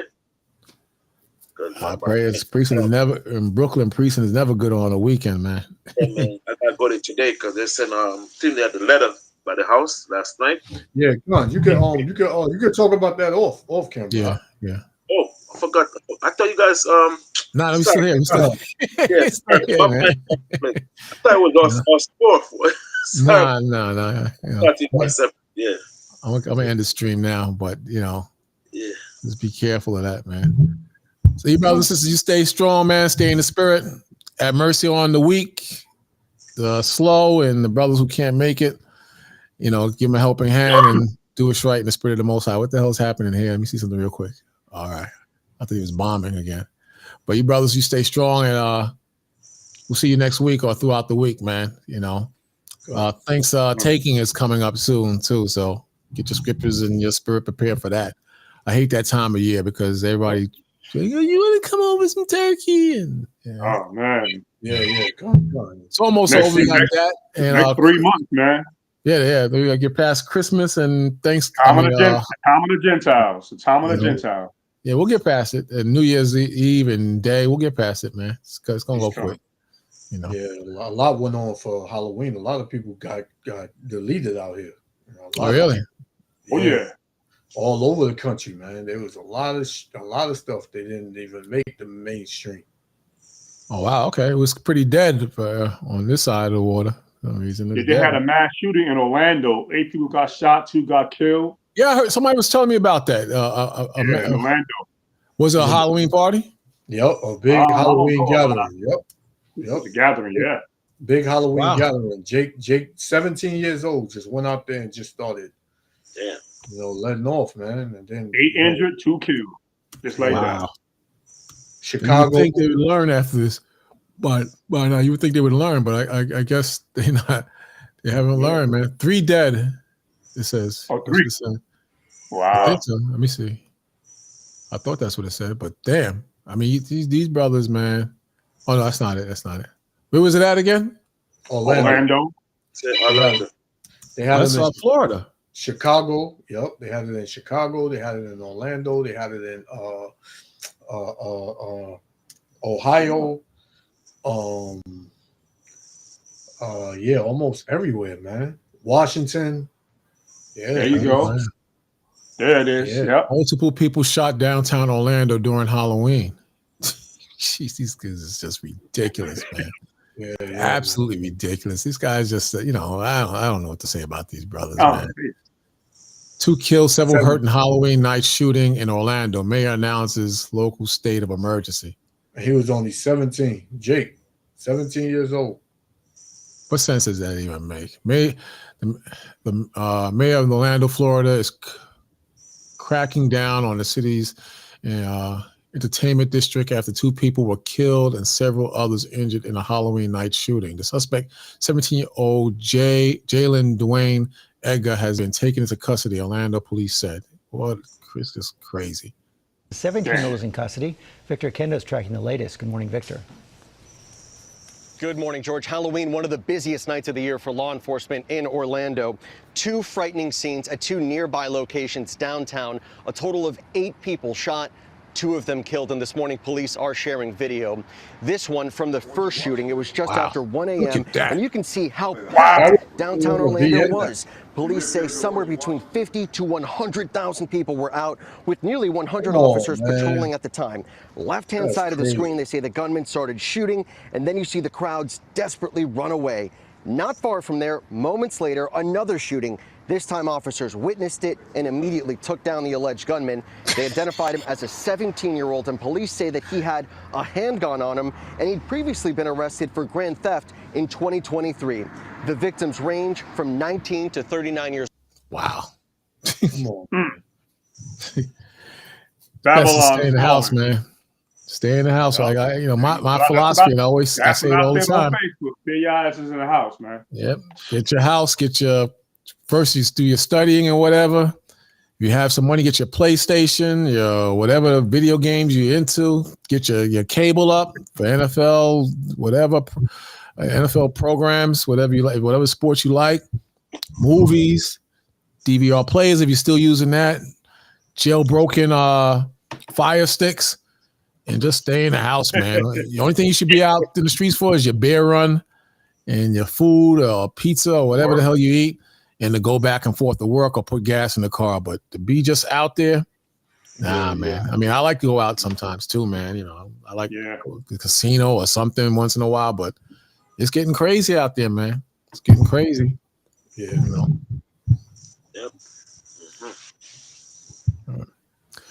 All right, brothers. We'll wrap later. All right. I'll call y'all in a minute. All right.